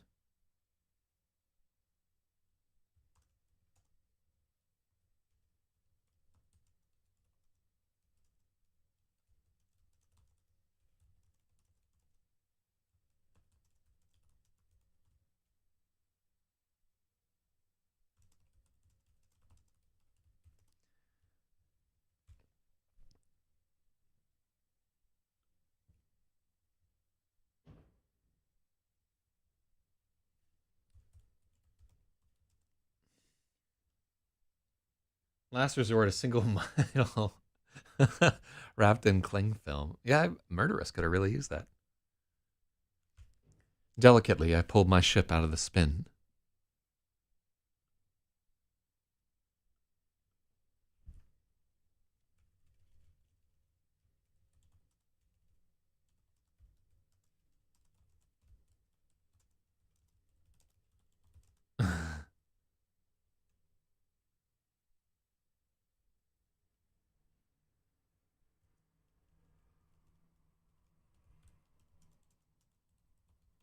Delicate as a surgeon, I pulled my ship out of the spin.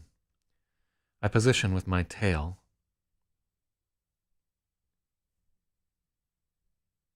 It's an excellent hangover medicine? Really? What the fuck is in it that makes it good for hangovers?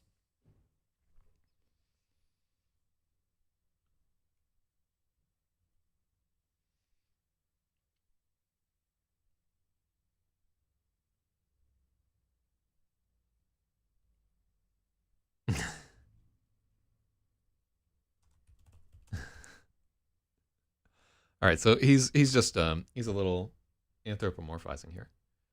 Delicate as a surgeon. Wait, is this actually a thing, or are you just fucking saying that?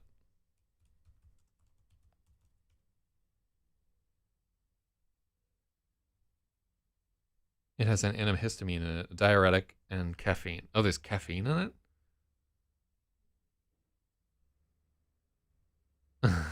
79 cents to the dollar. Fuck off of that. Midol, a cure for what ails men. All right. Yeah, I don't want any fucking caffeine in me if I'm in a hangover. Yeah, fuck that.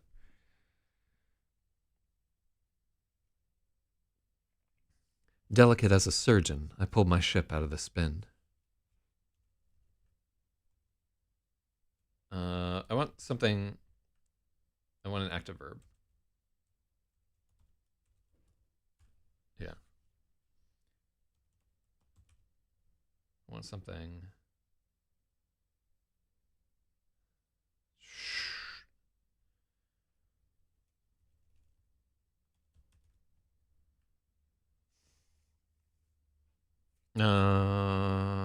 Mitigate. Yeah, let's just say.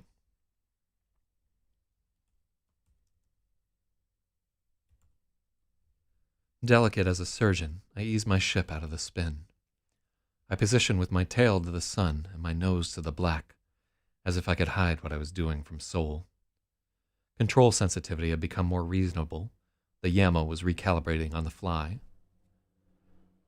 The bomber didn't like these hot...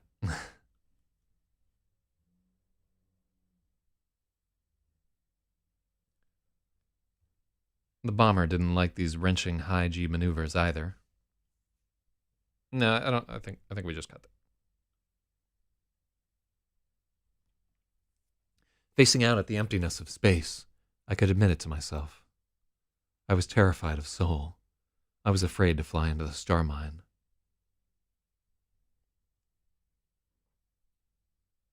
You generally push the stick to recover from a flat spin. Huh. Movies always tell you to... No lift, right? But keep in mind, we're not in air at this moment. During the entire story, we will never be in significant atmosphere, with one small exception. So, I think we could use a different word for eased, right? Because when you say eased, you feel like you're pulling back there. So, mm-hmm.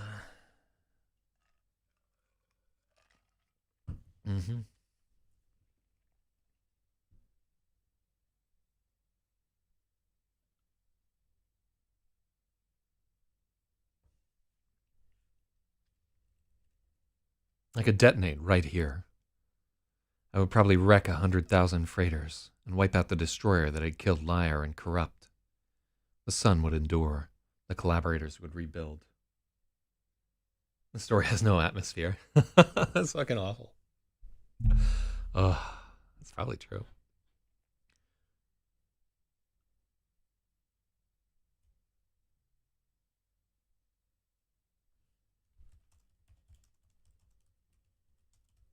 I didn't have to.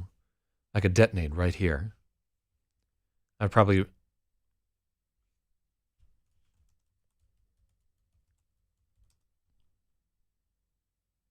The explosion would wreck 100,000 freighters and wipe out the destroyer that had killed Liar and Corrupt. The sun would endure. But the sun would endure. And the collaborators would rebuild. History would remember me as the greatest premature ejaculator of all time. I wouldn't go out like that. No, I wouldn't go out like that. I was terrified of Soul. No, there we go. I don't want a semicolon there. You could also do an M dash there, but like let's just make it two separate sentences. I'm gonna give Arrow a point. Best line of the book.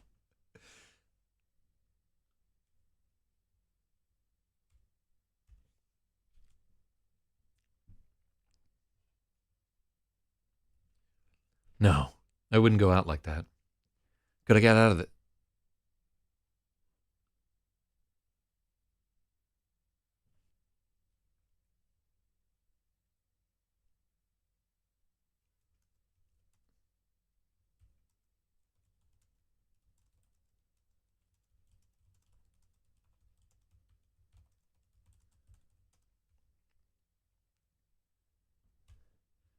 No, I wouldn't go out like that.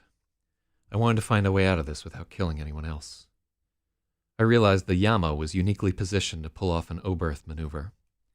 The hotter I got, the more thrust I could generate.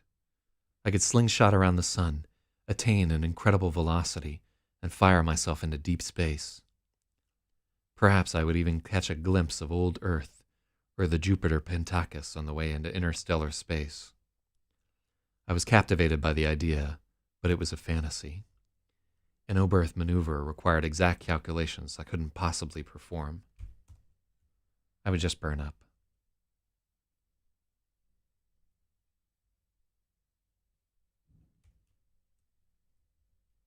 I don't think you capitalized the names of maneuvers.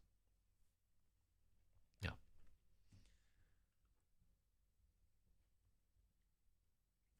If I was going to go out that way, I wanted to go bigger, fire all my guns at once and explode into space. I've seen like 5 different song references in this chapter right here. What the fuck was I doing?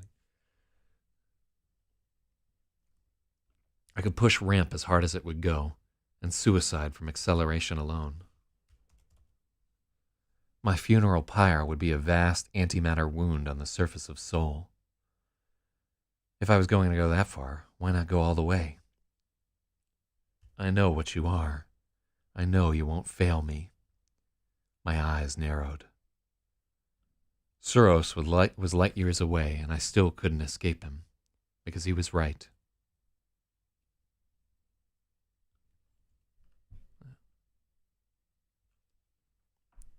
I couldn't resist the challenge, the risk, the glory. Yeah, unfathomable is too much there. I could run the gauntlet. I could be the one. I could destroy the sun. I turned the Yama's nose back towards the task.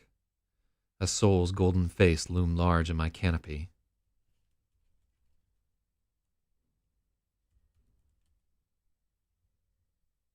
I hate that we use loom so much here. We've used loom like it feels like 50 times in this story. See if there's a better one.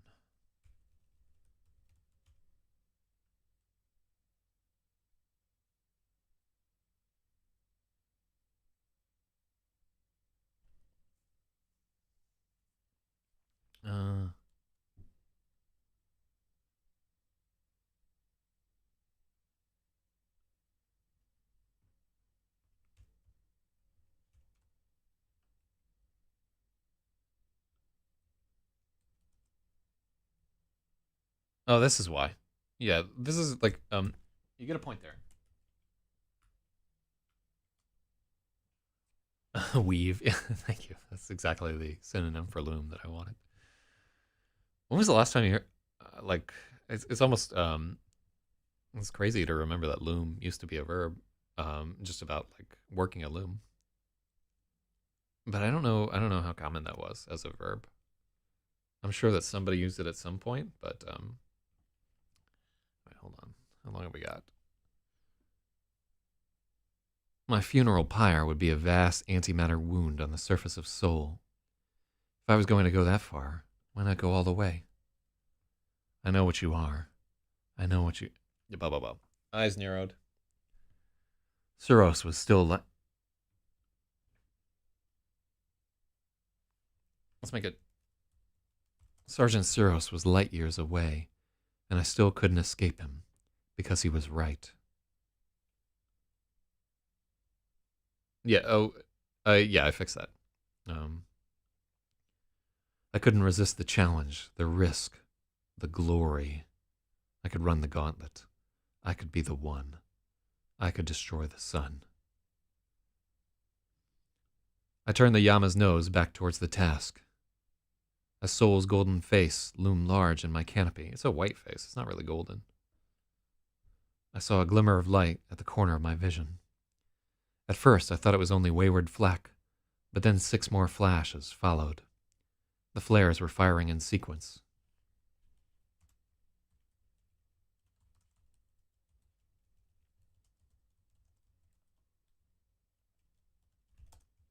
They were firing in sequence. My canopy lensed forward to assist, telescoping until I could make out the spherical profile of a collaborator capital ship.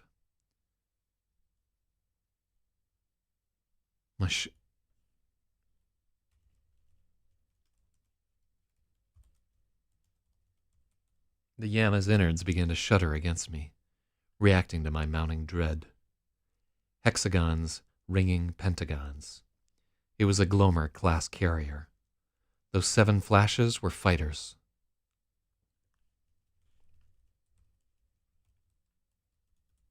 Those 7 flashes were interceptors. So the challenge, the risk, the glory. It's a good argument for M dashes, but I'll tell you just from a typesetting perspective, I don't like it. It'll end up looking clunky on the page for the moment. I like it like this. And I don't want an or in there, cluttering it up. But it's not like a comma separated list. I couldn't resist the challenge, the risk, the glory. You know what we'll do right here? We'll just italicize glory. And that fixes a lot of what we're trying to do. Because here, we're like not 100% grammatically correct. An editor may be, an editor may take issue with it. But that's the way that it's supposed to be read. Like if you think about narrating this, I couldn't resist the challenge, the risk, the glory. Boom. So, and I don't want a colon there either. I couldn't resist, colon, the challenge, the risk, the glory. This is how it's got to be for right now. Hexagons ringing pentagons. Which is a Goldberg polyhedra, by the way. It was a Glomer-class carrier. Those 7 flashes were interceptors. I pressed my thumb against the canopy and calculated, gauging the relative distance of the carrier as I've been trained. Yeah, when you're reading it, it's longer pauses than just a comma, which is why I pointed out. I think like you're right to suspect there, but it's visually daunting for a reader on the page to see that series of M dashes, and it will break them out of it. And I'll be the one that reads the audiobook. So like I know how to read it. I don't need additional cues right there. I think in the reader's like mind's eye or in their voice, I think they'll be okay.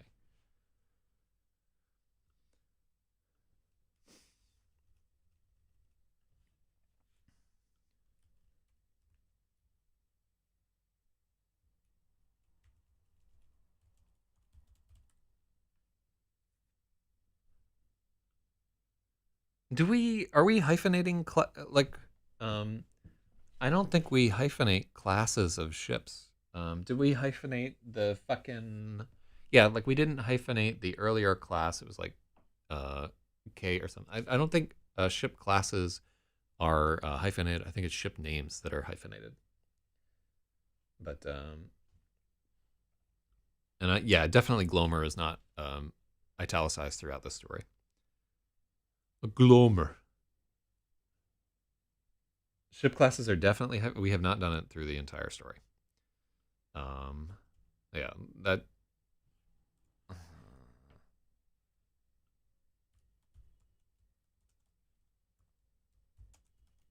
Like I think you might be right.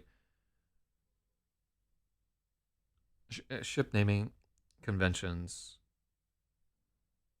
naming ships. So like, I think you might italicize it if it's like the name of a general. Let's see.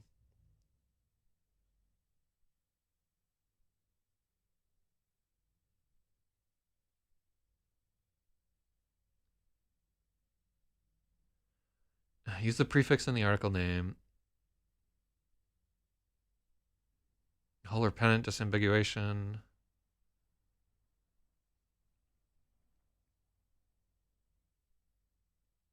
A ship class may be named for a member of the class, or the class may be named for an attribute common to all ships of the class. When the class is named for a member of the class name is italicized.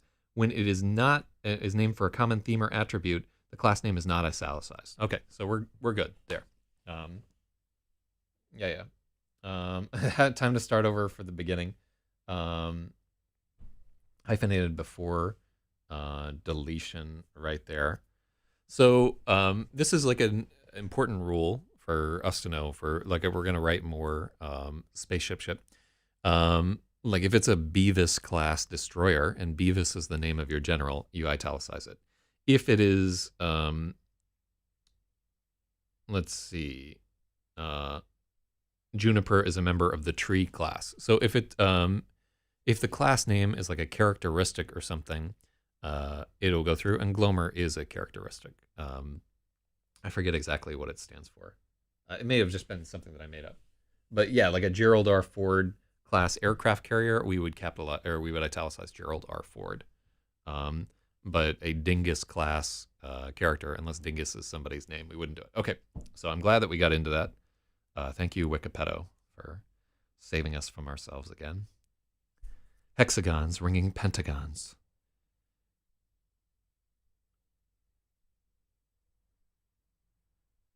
It was a Glomer class carrier. Those 7 flashes were interceptors. I pressed my thumb against the canopy and calculated, gauging the relative distance as a carrier as I'd been trained. The Constitution would be a Constitution class. Well, I don't know. Well, anyhow, I'm okay with this, right? The editor that I plan to use is an expert in naval terms. He really did like a lot of work on space tards, so I have zero doubt that he will get it right, but I also think that we're good here. I was struck by the insanity of my position. Facing against a squadron of collaborator interceptors, my only hope to gauge their vector was a guesstimate with my thumb.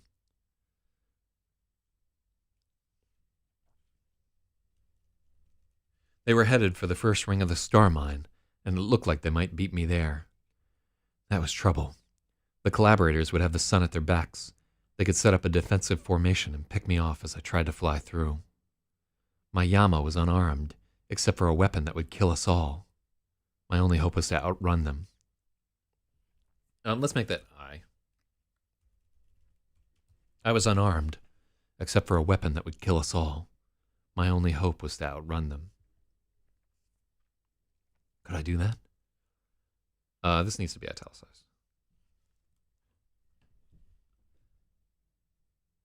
The fighters would have an initial burst from their launch catapults, but I doubted the collaborators would do anything as harebrained as fitting ramp on a one-man ship. A bomber can outrun an interceptor. Well, several things happening right here. One, if we are positionally, our All right, so here's our fighter here, heading for this vector right here. He's headed towards this ring right here, right? The Glomer position is like somewhere over here, right? It's firing interceptors towards here, and we don't specify how distant each one of these is. Um, so these are all the like factors that are happening here. But yeah, we're I think it's kind of like an L-shaped, like interceptors converging this way, him going this way, and then basically being caught off here. Yeah, like we don't go deep into it because it's not going to come to that. Sexy hand gestures here.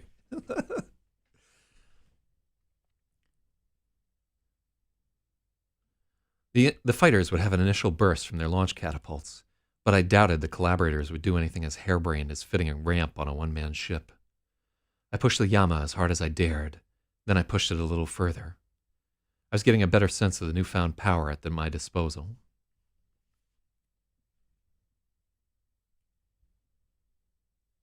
The exchangers roared. The innards rumbled.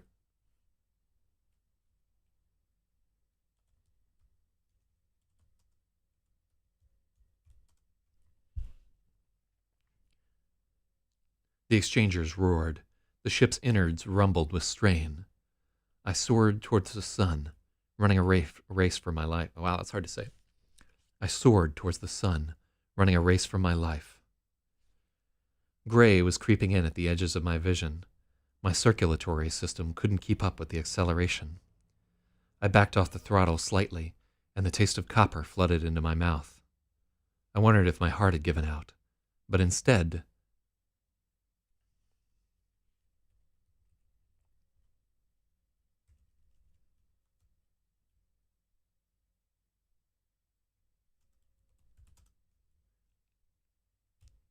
Instead, there was a pleasant, instead, comma.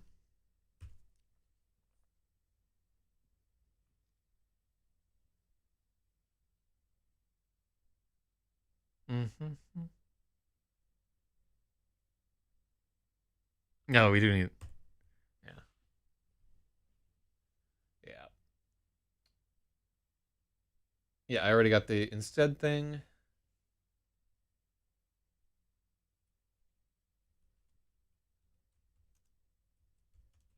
Yeah, okay.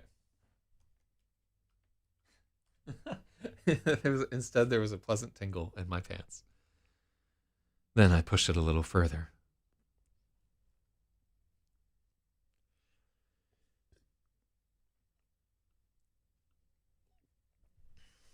I backed off the throttle slightly, and the taste of copper flooded into my mouth. I wondered if my heart had given out. Instead, there was a pleasant tingle running up my left arm.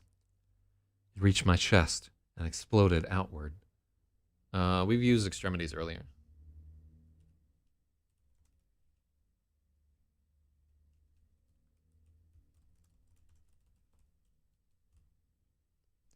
It reached my chest and exploded outward, sparkling in my fingertips. Sensing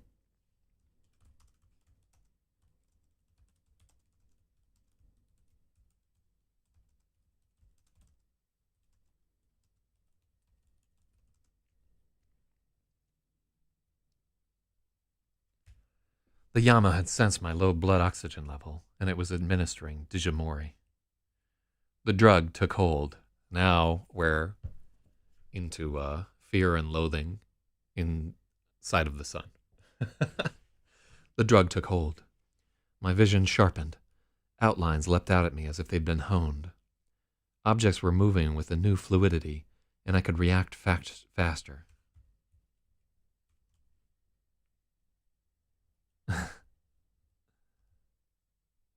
So shout outs to like modems. O2 sats? Yeah. Well, I'm not gonna use that. It doesn't fit there.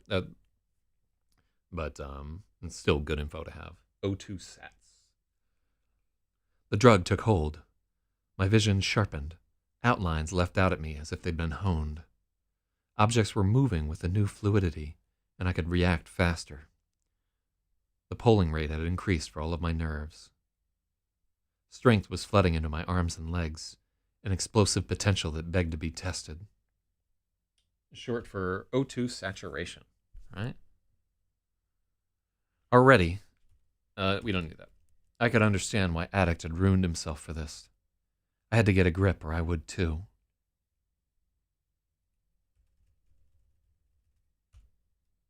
I was hyper-fixating on the feeling of the spurs in my hands, the contented purr of the exchangers, the stringando drug roll of my heart.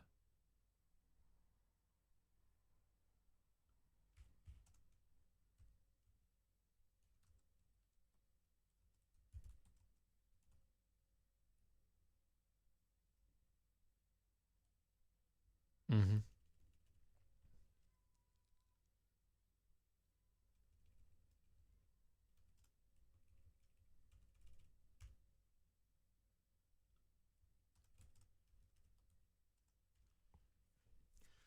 Okay.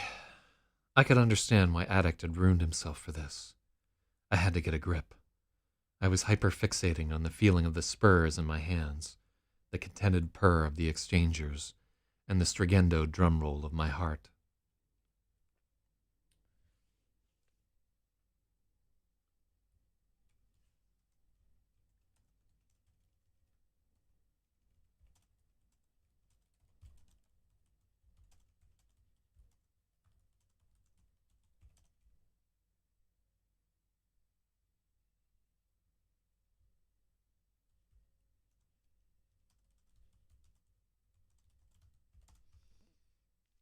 I could understand why Addict had ruined himself for this. If I wasn't careful, it would ruin me too. I was hyper-fixating on the feeling of the spurs in my hands, the contented purr of the exchangers, and the stringendo drum roll of my heart. Hyperfixating is a symptom of autism. Props to you for having an autistic protagonist. He really does display a lot of symptoms of autism throughout this book. He would be like super high functioning if he were, but like he's obsessed with ships, right? Um, he let's not. The deeper that I get into this, the more offensive this will be to any autistic people listening. So let's stop here. But Jesus, I mean, it's not. This guy's not neurotypical. Let's just put it that way. The first ring of the star mine was 15. The first ring of the star mine was approximately 15 minutes ahead.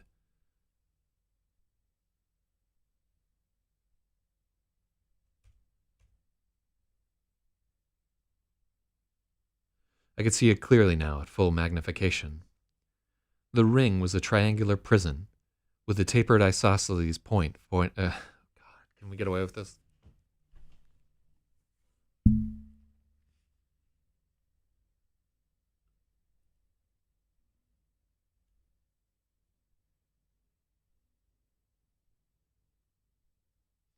The ring was a triangular prison with a tapered isosceles point facing outward into the corona. At 45-degree intervals,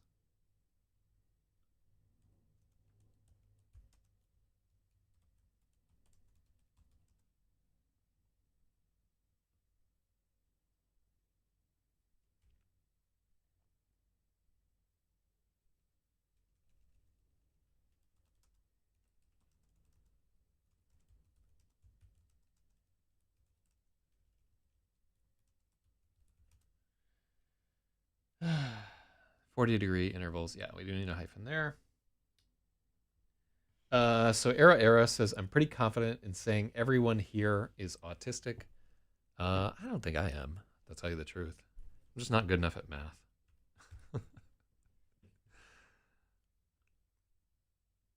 I could see it now.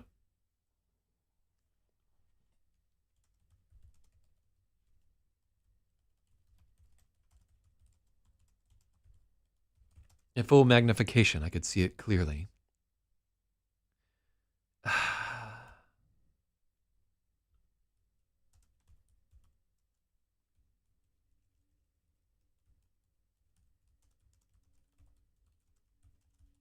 Yeah.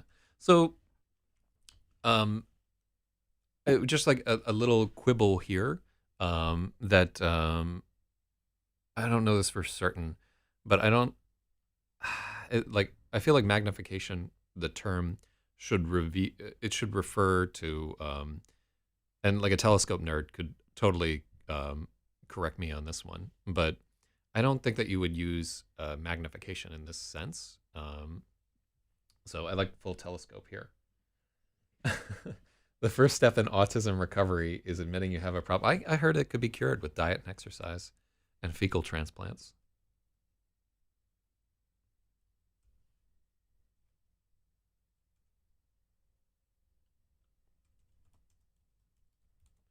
At full telescope in my canopy, I could see the details clearly. The ring was a triangular prison.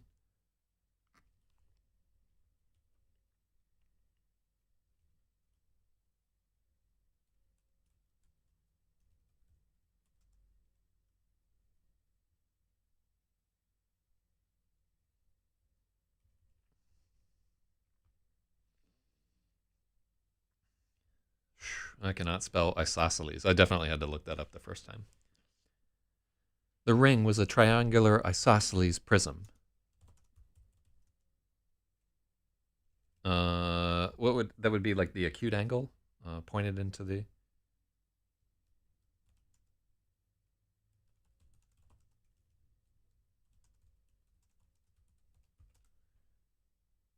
I know it sounds weird, right?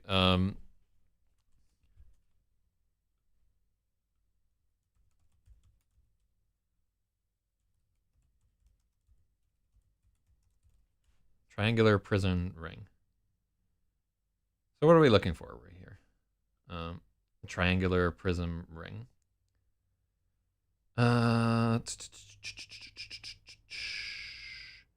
All of these are garbage. None of these are what I want.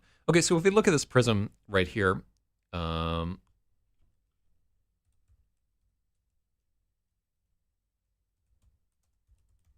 look at an isosceles prism.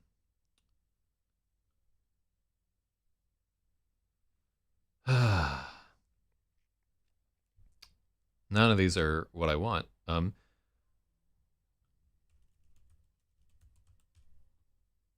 Isosceles torus. So if we imagine this torus right here, where the outer rim comes to a point, like the torus is made of a isosceles triangle, right? Ooh, this is kind of dope right here. It's not inset with prisms, right? It's a hoop, right?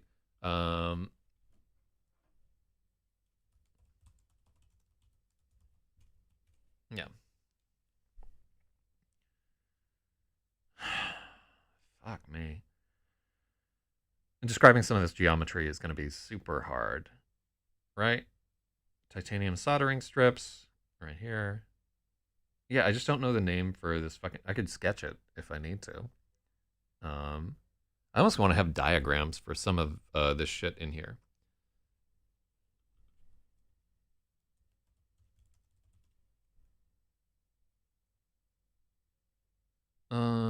Yeah, and just get. This is very fucking difficult. All right, so.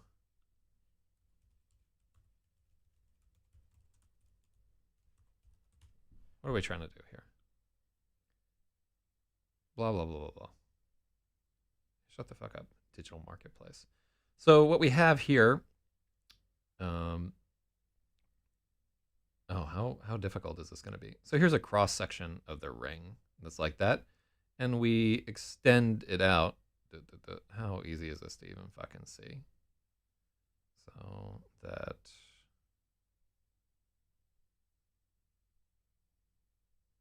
Right? And then, you know what I'm saying? Right here. I love diagrams in book. Oh shit, Negi, you're so you can kind of see what I'm getting at right here, where like the internal is like this kind of smooth hoop, and then you have these pointed planes right here. God, this is a terrible sketch. This is where like some super math person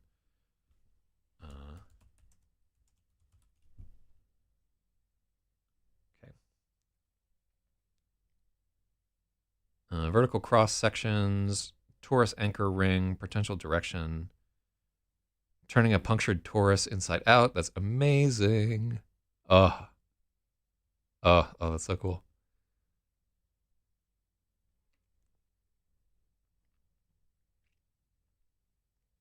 Genus G surfaces. A toroidal polyhedron. There we go. So toroidal polyhedron. This is like closer, right? See these like pointed vertices and so forth. So imagine that instead of these polyhedral faces, that it just basically has the three faces, but it's a triangle bent into a ring. How the fuck do I describe this? This is like the closest that I could find in. Wait, could we just say?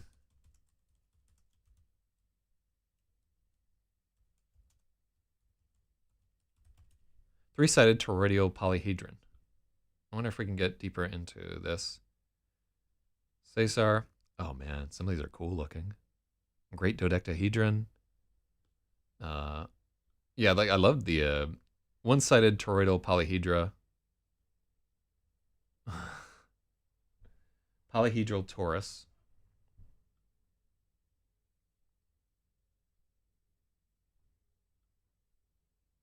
Fascinating range of toroidal polyhedrons. Is it just a toroid? 3 classes of regular toroids. Blah, blah, blah.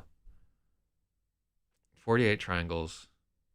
Yeah, I just don't see like the single triangular polyhedral torus. Could you redescribe this? Call it a polyhedral torus. I don't want to change the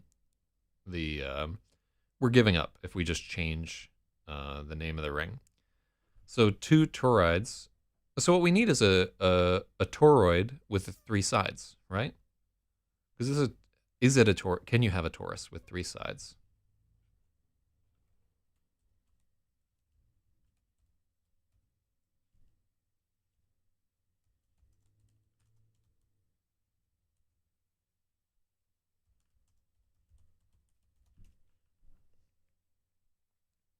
A toroidal polyhedron, 3-dimensional shape. It definitely can be. Like this shape can exist.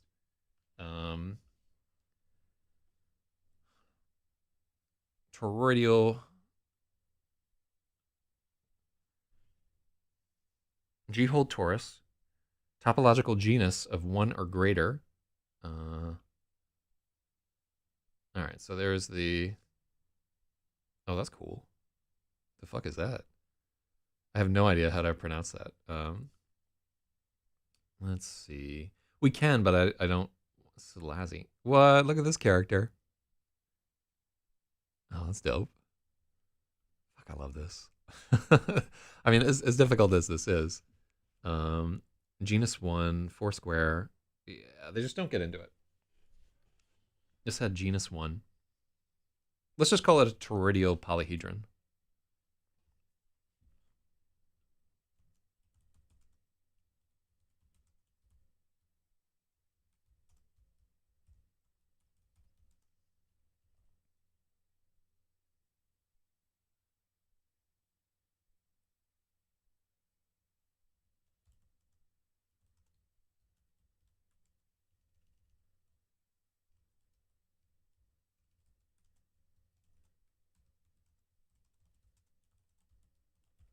The ring was a 3-sided toroidal polyhedron, with the isosceles point facing out into the corona.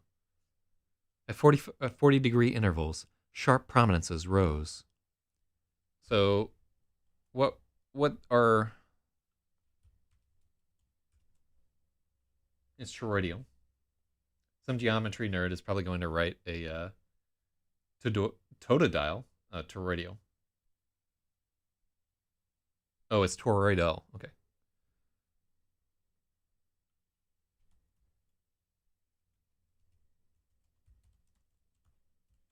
I just want like a fucking sketch. Yeah, I don't need sketch.io. So, what this ring actually looks like. So here is our ring, and here is our. And it's got like at these 40-degree intervals, these spikes rising. I would love to like just make this fucking thing in 3D software, like hemorrhoidal. Toroidal. Oh, it's toroidal. Gotcha.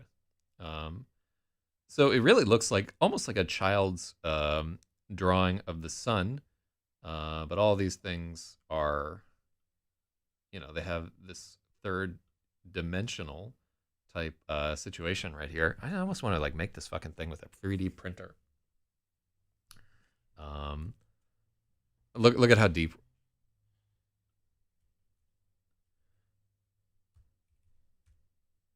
The ring was a three-sided toroidal polyhedron, with the isosceles point facing out into the corona. At 40-degree intervals, sharp prominences rose.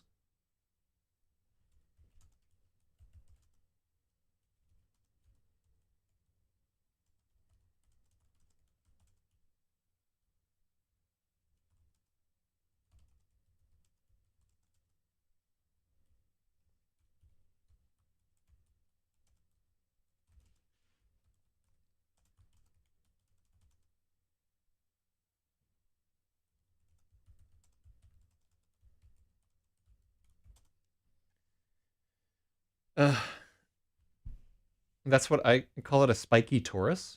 Huh.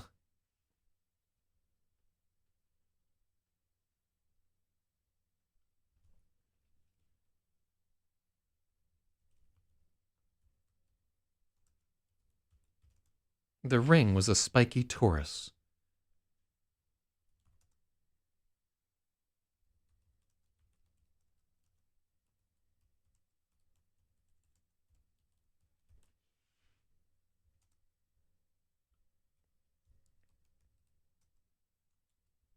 What's...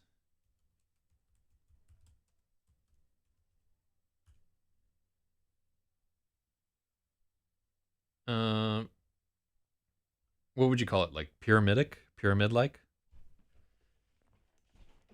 Uh, Prismatoids. Oh, I love bipyramids. By the way, that's always dope to me.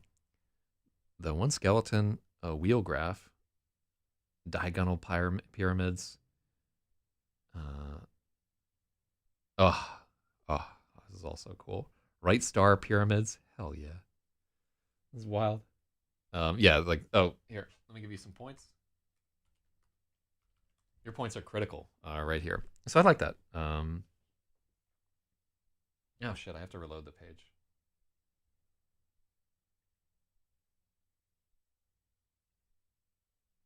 Oh fuck. So I've lost restream chat for a second. It's gonna take me a second to see what you have typed there. Yeah, this fucking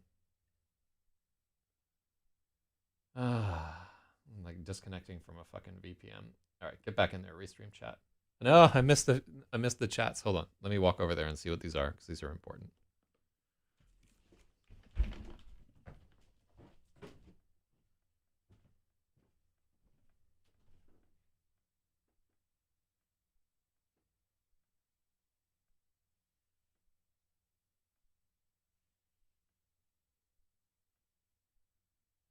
Oh, corona of tetrahedral spines. Okay.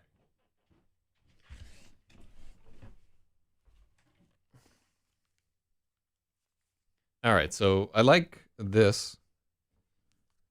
Um,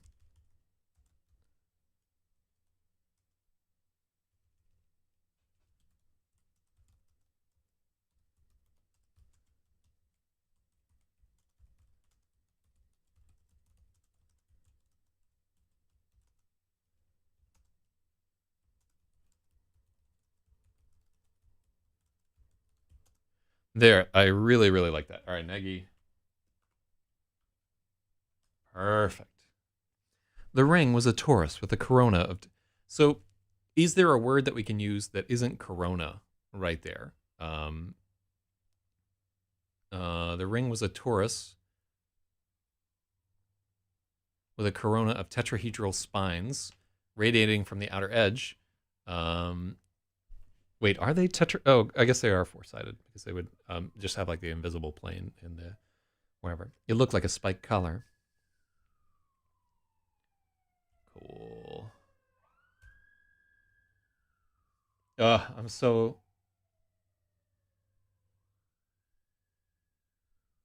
wreath.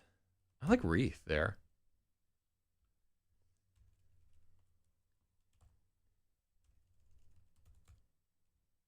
Oh, so crown. I like the whole like crown of thorns type tie-in there with a wreath of tetrahedral spines radiating from the outer edge.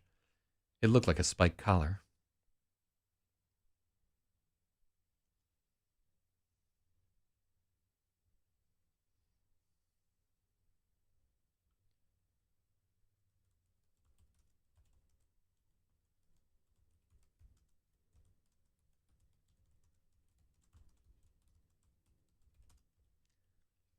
It looked like a spiked collar.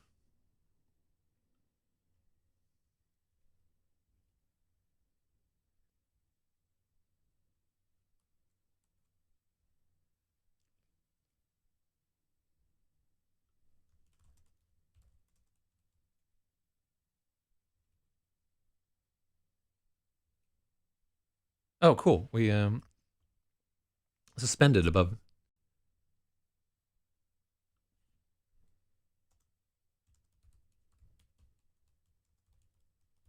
This is it's important to me that they're at 40-degree intervals, right there. The ring was a torus, wreathed with tetrahedral spines radiating from the outer edge at 40-degree intervals. It looked like a spiked collar. Suspended above each of the 9 spires was a pure black orb that would occasionally flare.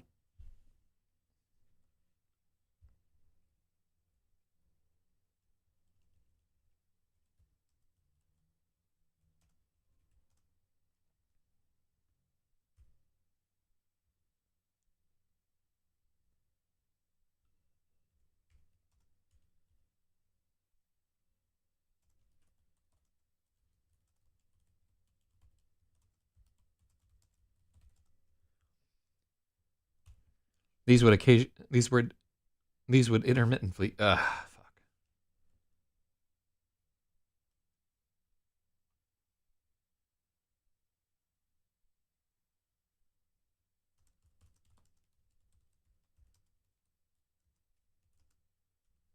These were the artificial stars.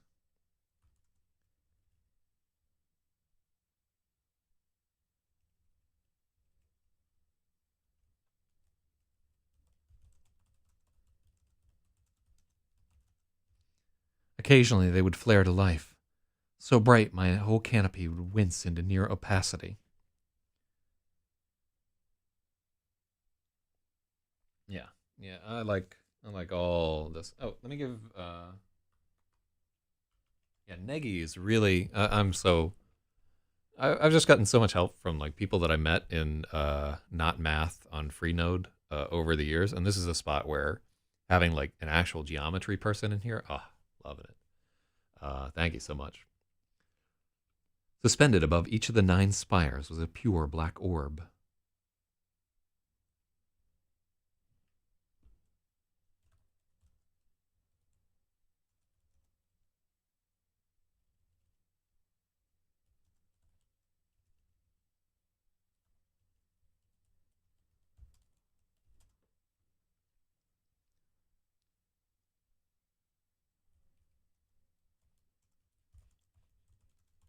What I'd thought were artificial stars.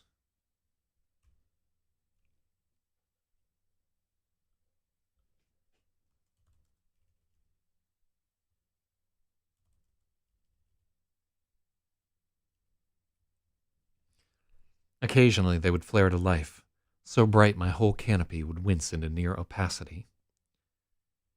Even at the highest magnification.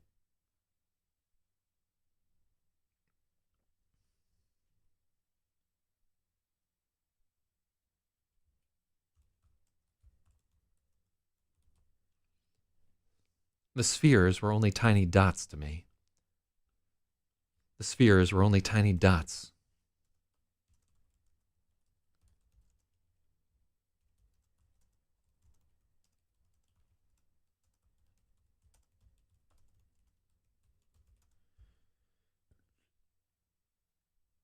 As I drew closer, I could see their effect on the corona was incredible. All right, let's think about this. The other part of it is we need to think about his speed of insertion or whatever there. If we're saying that he's going at like, I don't know, 30 or 40,000 kilometers per second, is he even able to like make out something that's small, right? Um,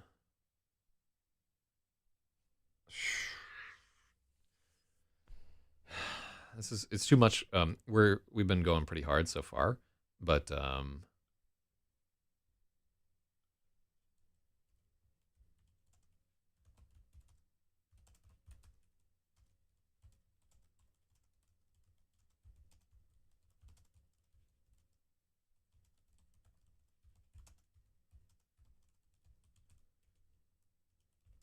yeah. So we may just need to make those bigger. They might need to be like a kilometer in diameter or something, because he's seeing something that's like uh 500 kilometers in diameter, which is the ring.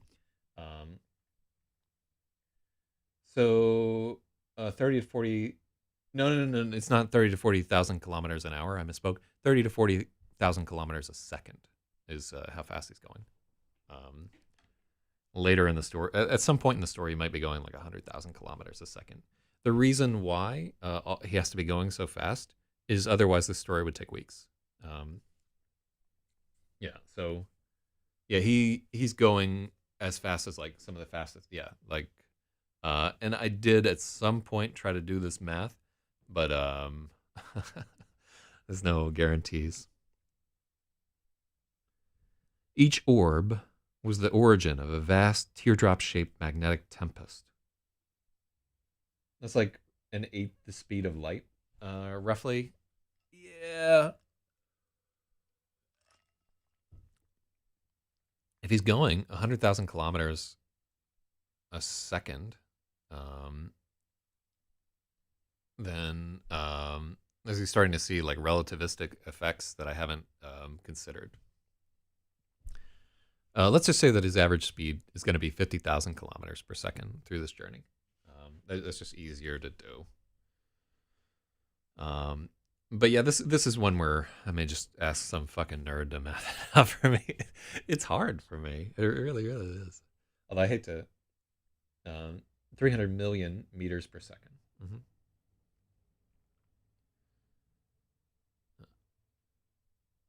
Each orb was the origin of a vast teardrop-shaped magnetic tempest.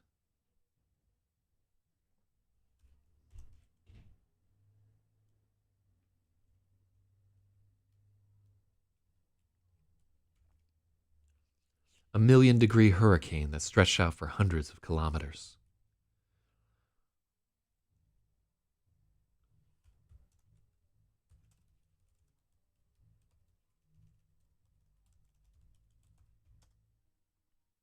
Meters per second, because that's what they use in space. Oh, yeah, yeah. Is that what they use in space? Right. I think the numbers are so large that we just go with kilometers per second right there.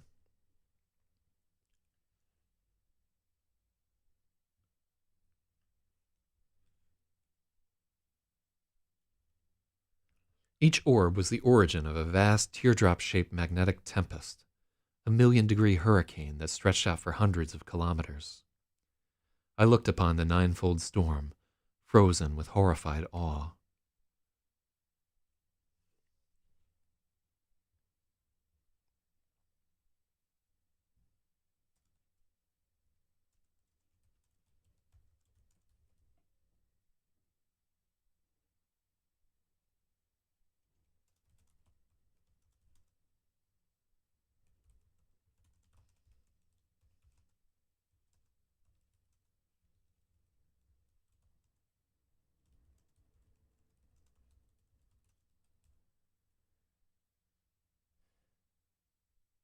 There are three.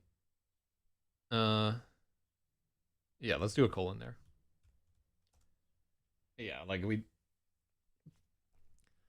Each orb was the origin of a vast, teardrop-shaped magnetic tempest. A million-degree hurricane that stretched out for hundreds of kilometers. I looked upon the ninefold storm and began to comprehend the pattern.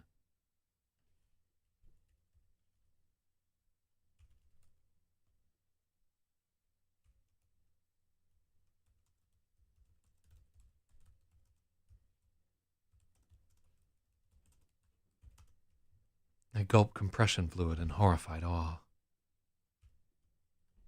Let's check out horrified.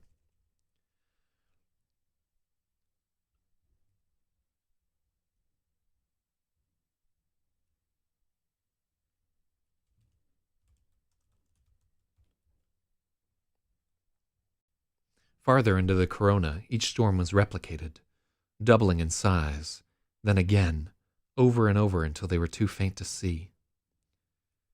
In the eddies between each storm, there were echoes of the whole and microcosm, endlessly repeating self-similarity.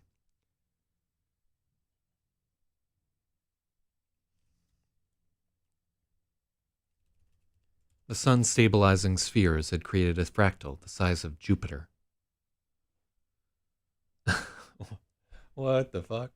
All right, let's go through this again. Because, like I said, each orb was the origin of a vast, teardrop-shaped magnetic tempest, a million-degree hurricane that stretched out for hundreds of kilometers. I looked upon the ninefold storm and began to comprehend a pattern. Yeah, let's kick this out.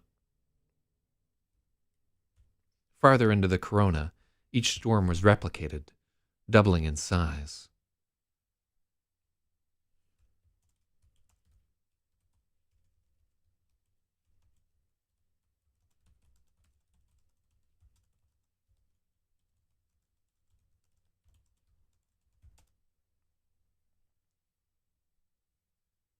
I don't think it should be ninefold.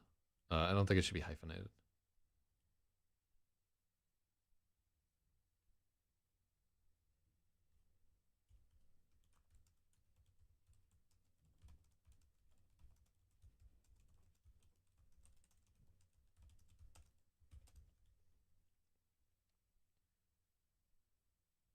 This continued again, comma.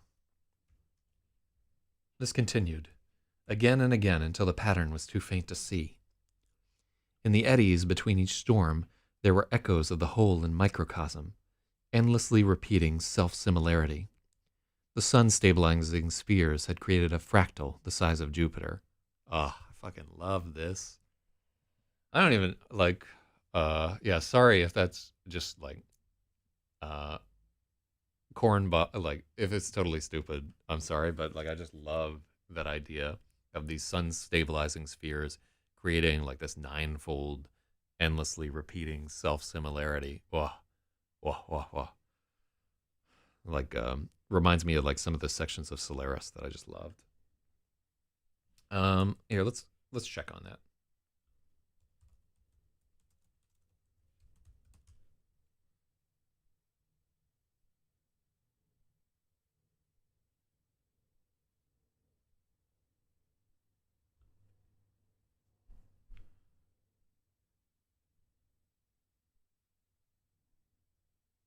I don't think it matters. Yeah. Oh, although the Saurus Plus is kind of bullshit.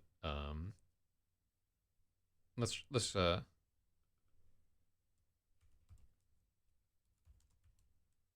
let's engram this.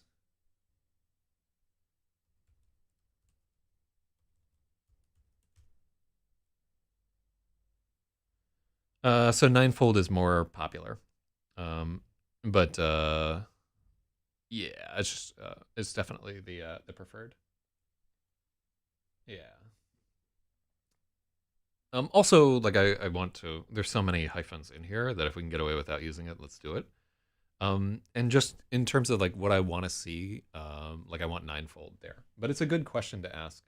Um, so Negi says up to me. Yeah, I think. Did you get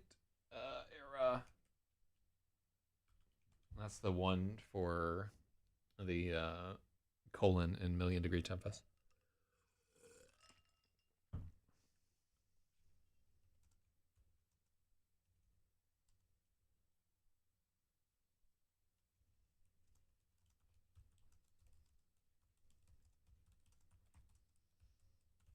An unfamiliar sound was rising in my ship.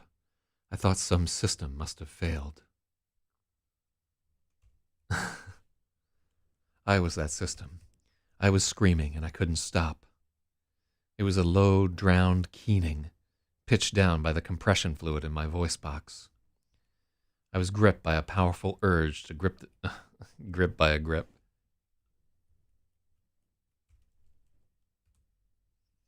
I was gripped by a powerful urge to take the spurs and fly right into one of the freighters. Anything to get this awful realization out of my head.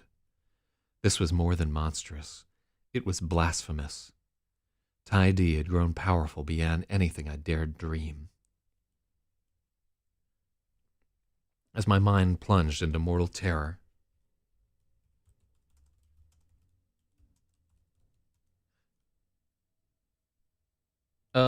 I like kind of animal terror. No, let's keep it.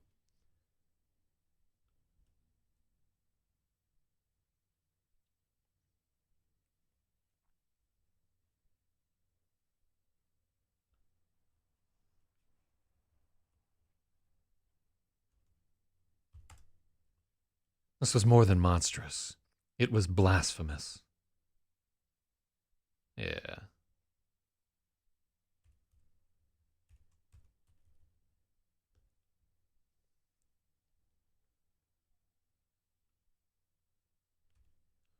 My body took the chance to rebel. Recommends semicolon. I know that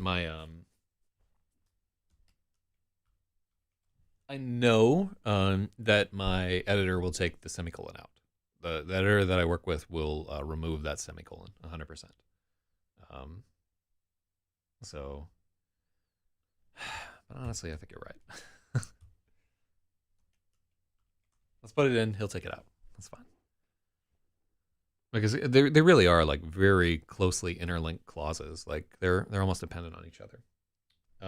Why is that? It's just what he tends to do in situations where there's any ambiguity as to whether or not there should be a semicolon there. He tends to, a lot of the work that an editor does when working with me is breaking up run-on sentences and like splitting up places where shit is just kind of like run together. Because like my thought process is like 7 or 8 sentences kind of smashed into each other, and I have to pare them down through the editing process. As my mind plunged into mortal terror, my body took the chance to rebel.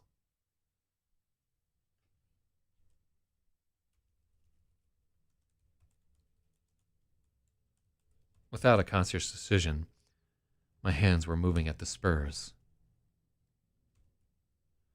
throttling down and preparing to divert and flee.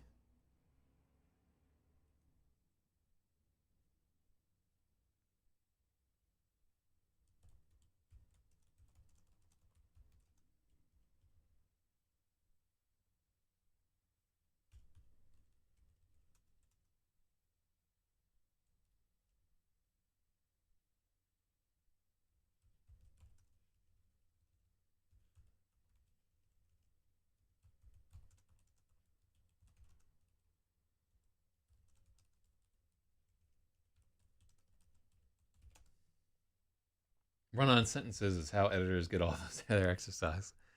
Yeah, man. I definitely. This book is like a marathon. Without a conscious decision, my hand was pulling the throttle.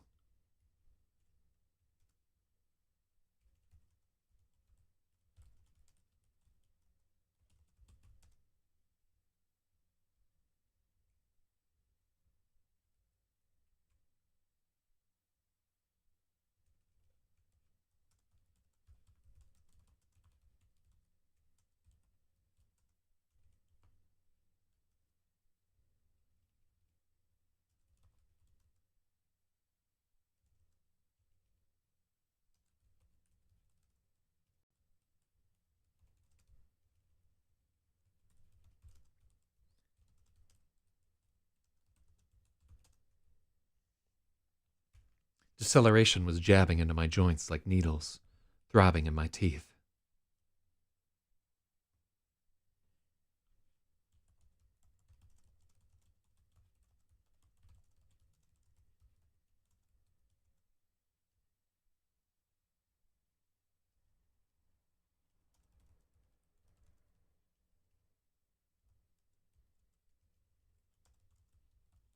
Deceleration was throbbing in my teeth and jabbing at my joints.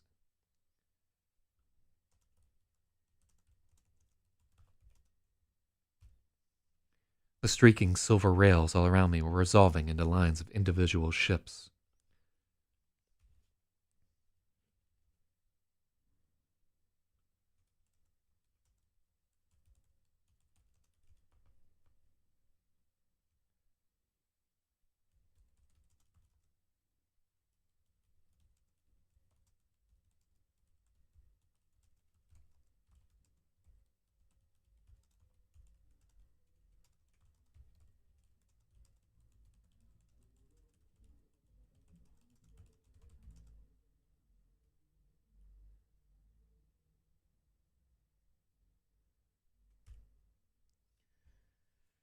Whew.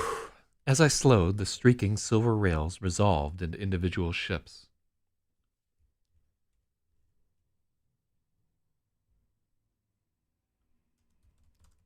Yeah.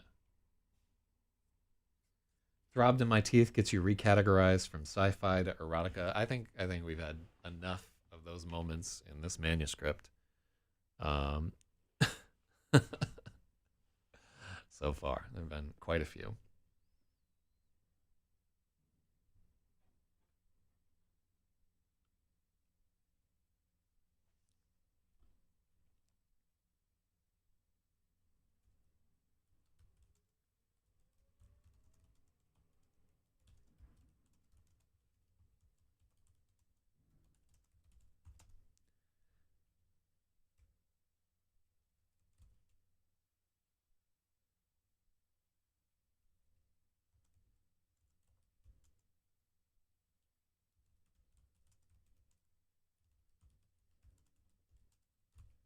As I slowed, the streaking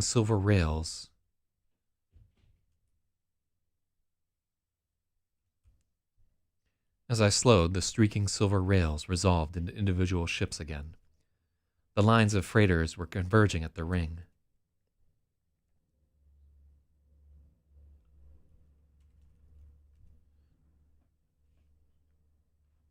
100 trains zippering together from every direction.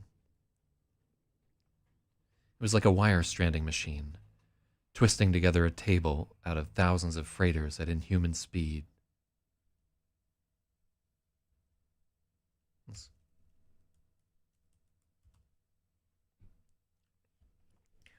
As I slowed, the streaking silver rails resolved into individual ships again.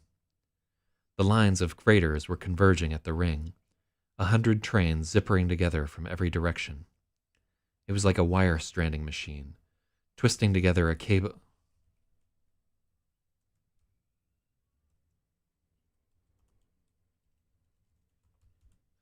of ships out of thousands of freighters at incredible speed.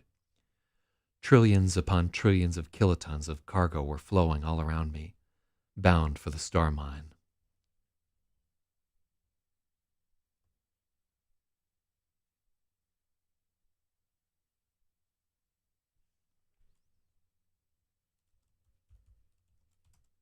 I was gulping at my doom like a witless goldfish.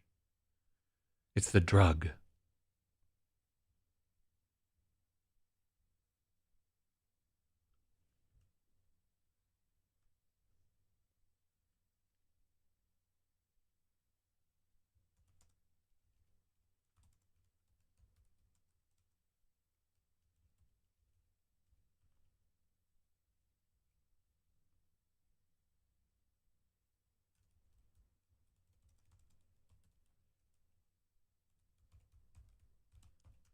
The Digimori was compromising my decision-making. My brain couldn't handle the sensory overload, the sudden significance of every detail. I couldn't possibly run. There was a destroyer on my tail.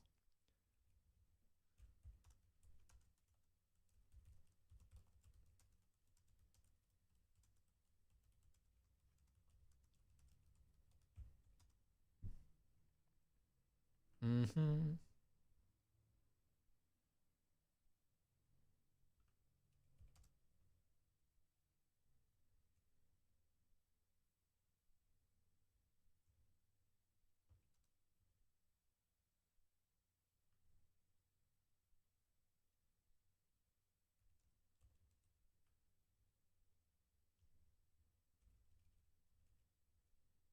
Yeah, let's just do a semicolon there. Okay.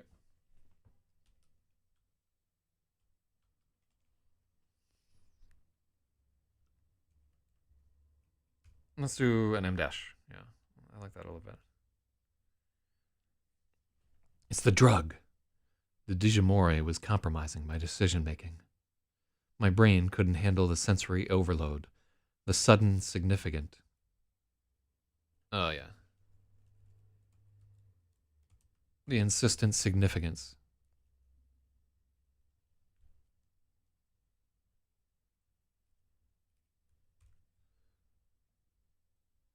The insistent significance of every detail. I couldn't possibly run. There was a destroyer on my tail. I was still flying.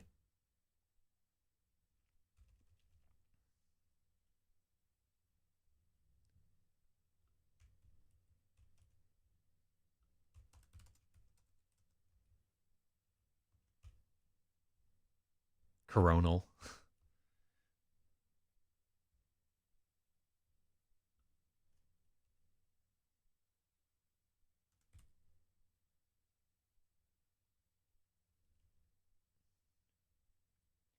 Shouldn't be a comma.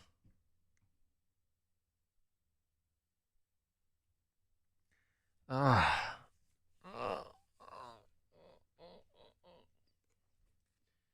Let's just take that out. Yeah.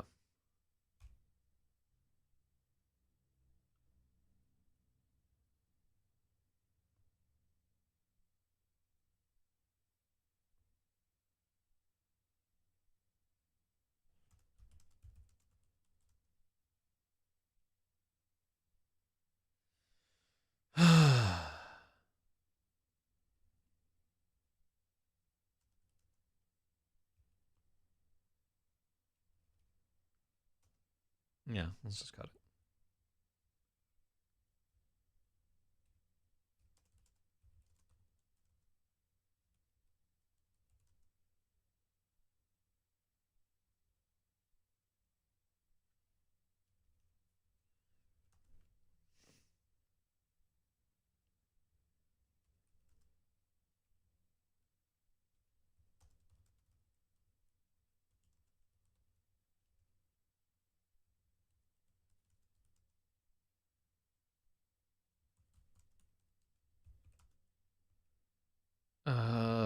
I don't like that at all. Fuck. I really want to have the insistent significance of every detail, which is a big part of being significantly amphetamine up, which is why I can't deal with this at the moment there. All this coffee.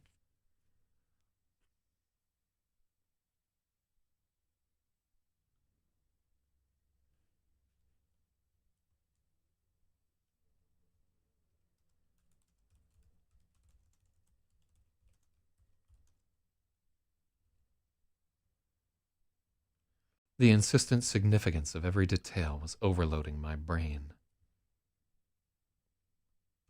I couldn't possibly run. There was a destroyer on my tail. That's better.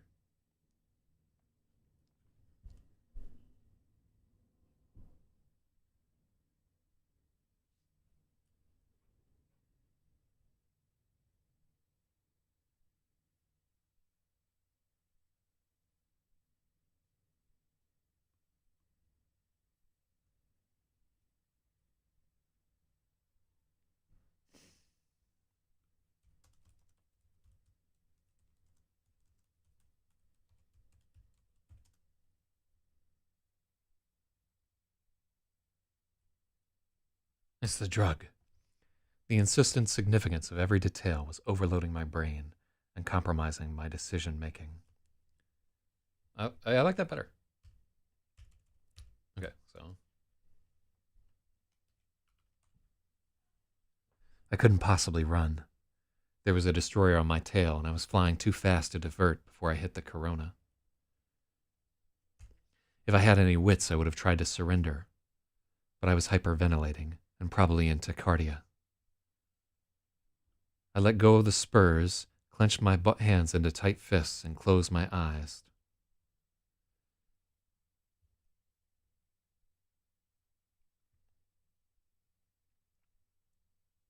I forced myself to breathe slowly.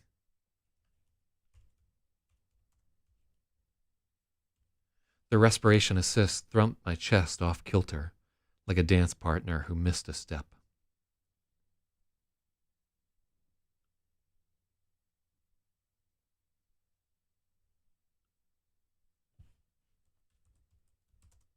I like this better.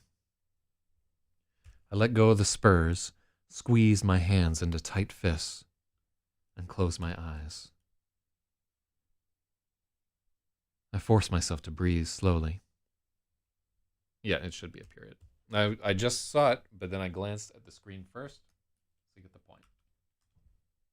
Yeah. The respiration assist thumped my chest off kilter, like a dance partner who'd missed a step.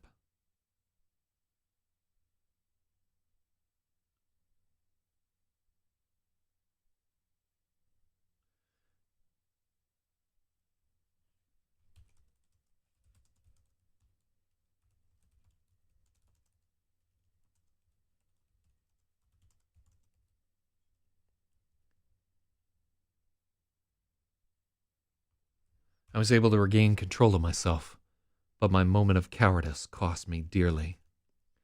The attack wing was going to beat me to the ring now.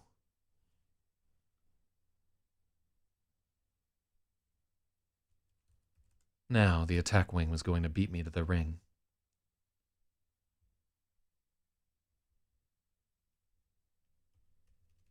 Cockpit temperature was rising.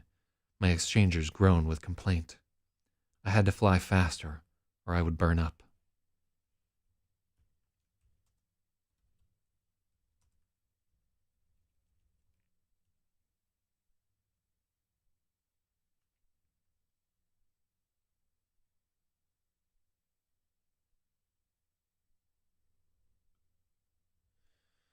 Wonder if that would be better. I had to fly faster, or else burn up.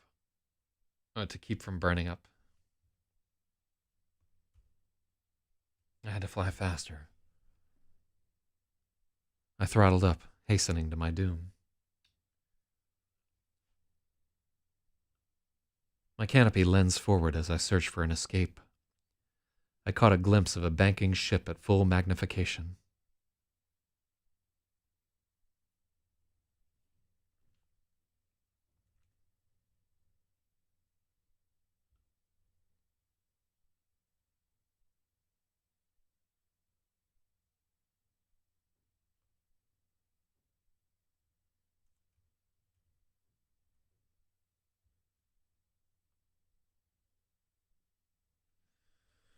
Whew. Man, I've been going pretty hard here. Hold on, let me make sure that that's not important. None of this is important.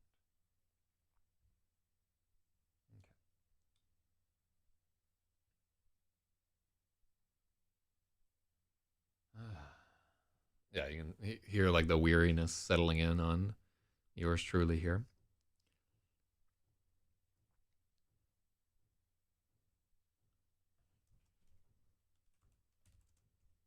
My canopy.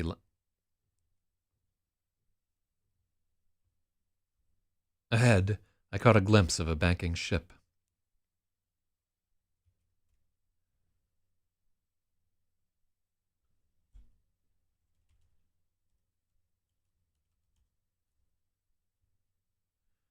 Ahead, I caught a glimpse of a banking interceptor.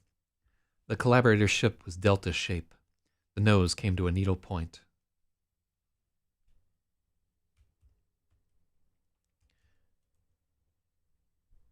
The nose came to a needle point.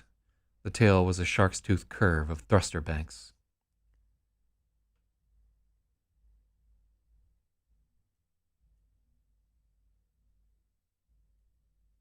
Yeah, this is.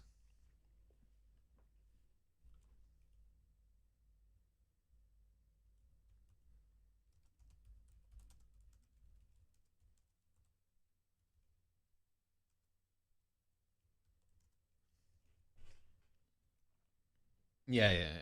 Hold on. I'm getting there.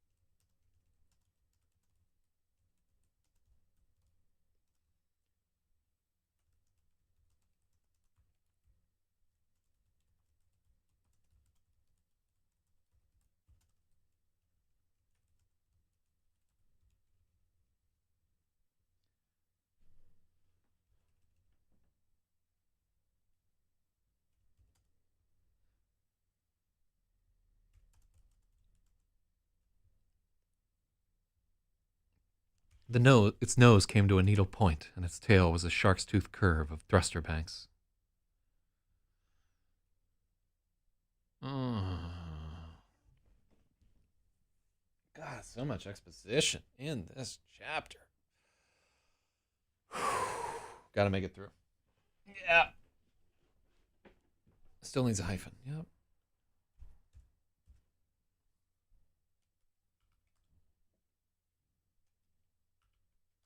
All right, let's see.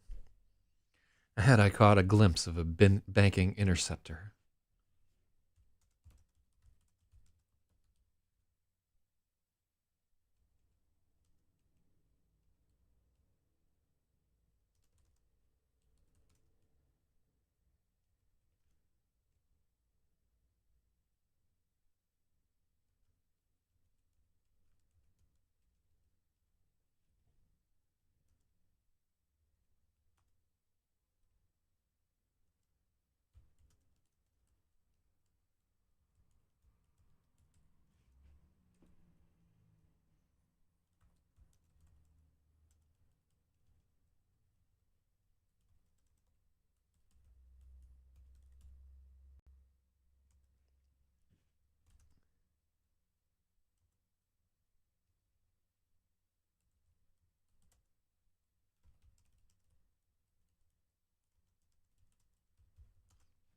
It was a delta-shaped ship with a needle nose and a curved bank of thrusters at its tail.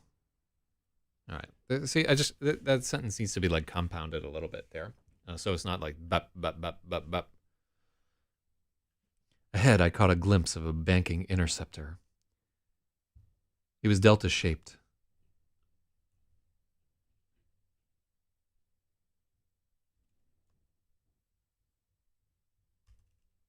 With a needle nose and curved. Fuck. I need to like get up and run around the block. Mm.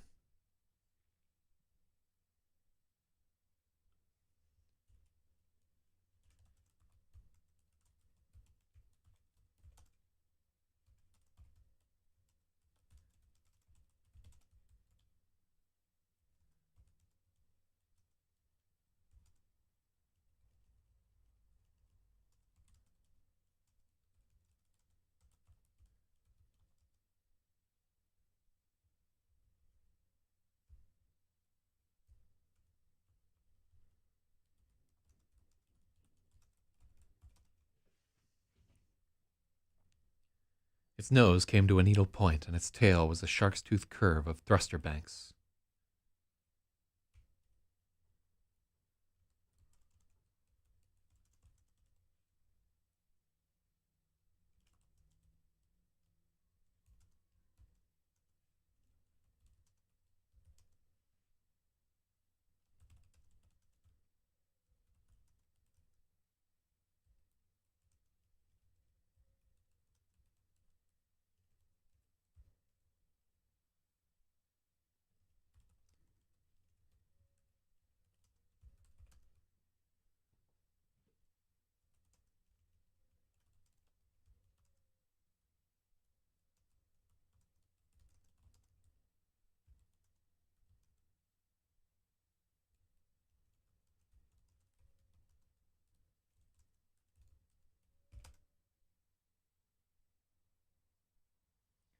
I took one wrong sentence and broke them into about 5.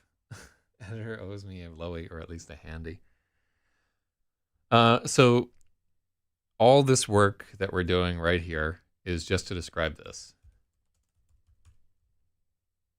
This is it right here. uh, that's our whole thing. That everything that we just led up to was just there. Ridiculous. Um,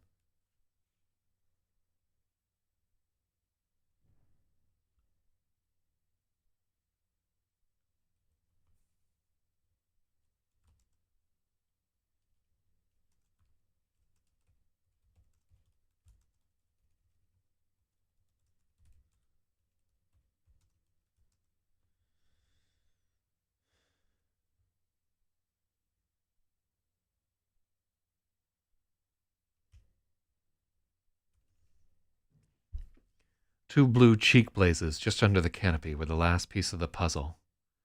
They were Agalag 81s.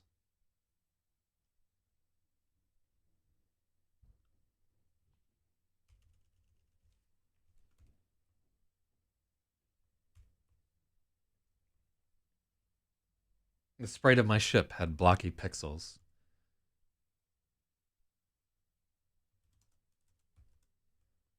It was an Agalag 81. I could almost hear XEROS bark affirmative at me. Ahead, I caught a glimpse of a banking interceptor. The ship was delta-shaped. Its nose came to a needle point, and its tail was a shark's tooth curve of thruster banks. The titanium white hull caught the sunlight with a fierce glow. The canopy... No, I don't want to get into that.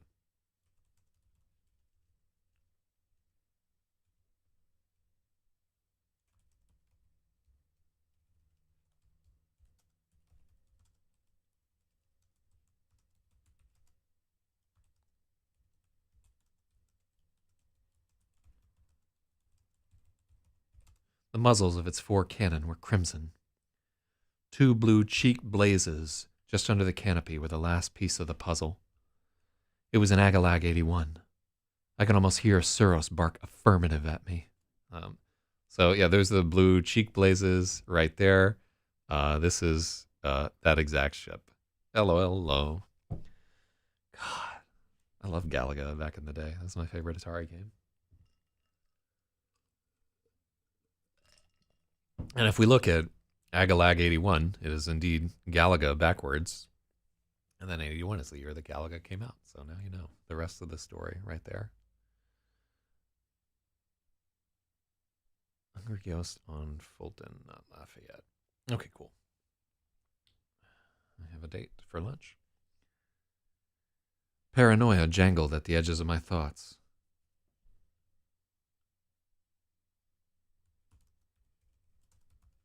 Paranoia set in.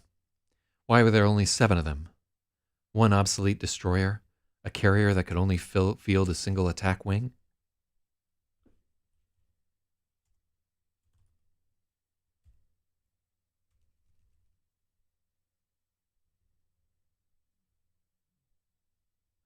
Let's see.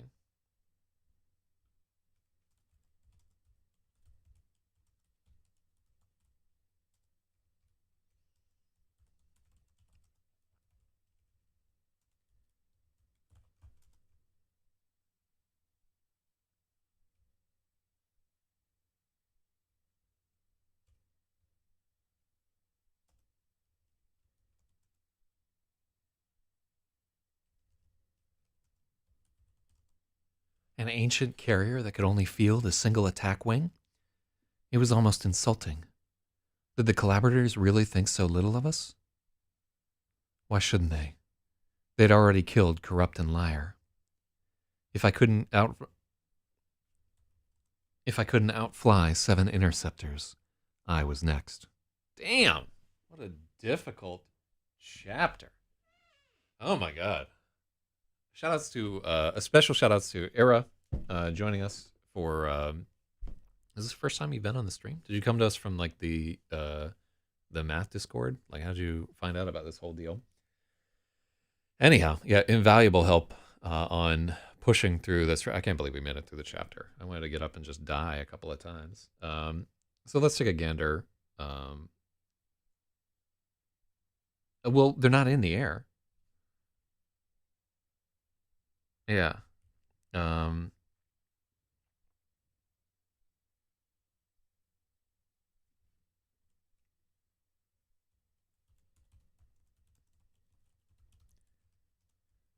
an ancient carrier that could only field a single squadron of interceptors? It was almost insulting. Did the collaborators really think so little of us?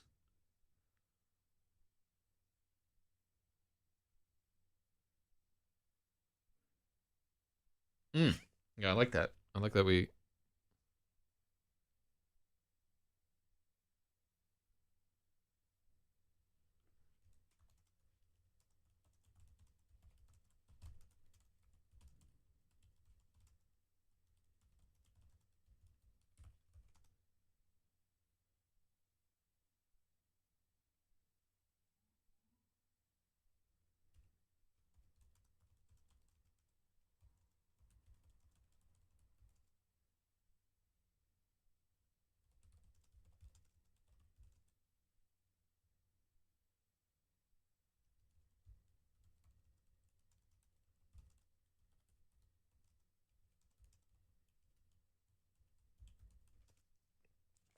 Why were there only 7 of them? Why had there only been a single destroyer guarding the approach?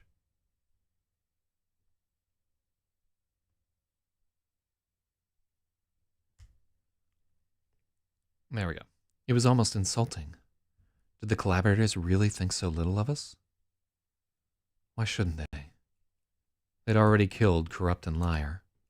If I couldn't outfly 7 interceptors, I was next. Oh, Rondito sent me over like forever ago. I just never chat because my time is too valuable to be talking to you assholes. That's just, like one of the wiser things that anybody in that channel has ever said, to tell you the truth. Like, yeah, you're a smart man. Smarter than I. I'll tell you that. But just the same. Yeah, very thank you very much for your help on this, by the way. Like super invaluable. And I'm gonna give you, how far did you get up in our standings right here? Oh shit, you made it to like 3rd place in the, you beat Negi in a single day. That's pretty impressive right there. So let's do a wrap up here. What did we learn today, if anything? So we got to chapter 18, the Bringer of Jollity, which is just referencing Jupiter. I don't understand what I was thinking there. That might get changed at a later date. Because Jupiter, we just mentioned that there's a Pentakis around Jupiter. I just like the idea of there being a Pentakis there. Hold on. And then in a second, I'll tab over. All right, so we only got through 2,336 words. So what's today?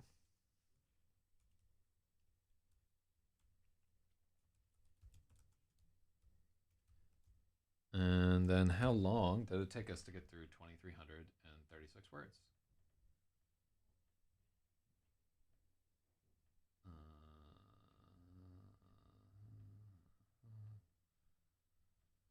Why did I get out of the YouTube studio?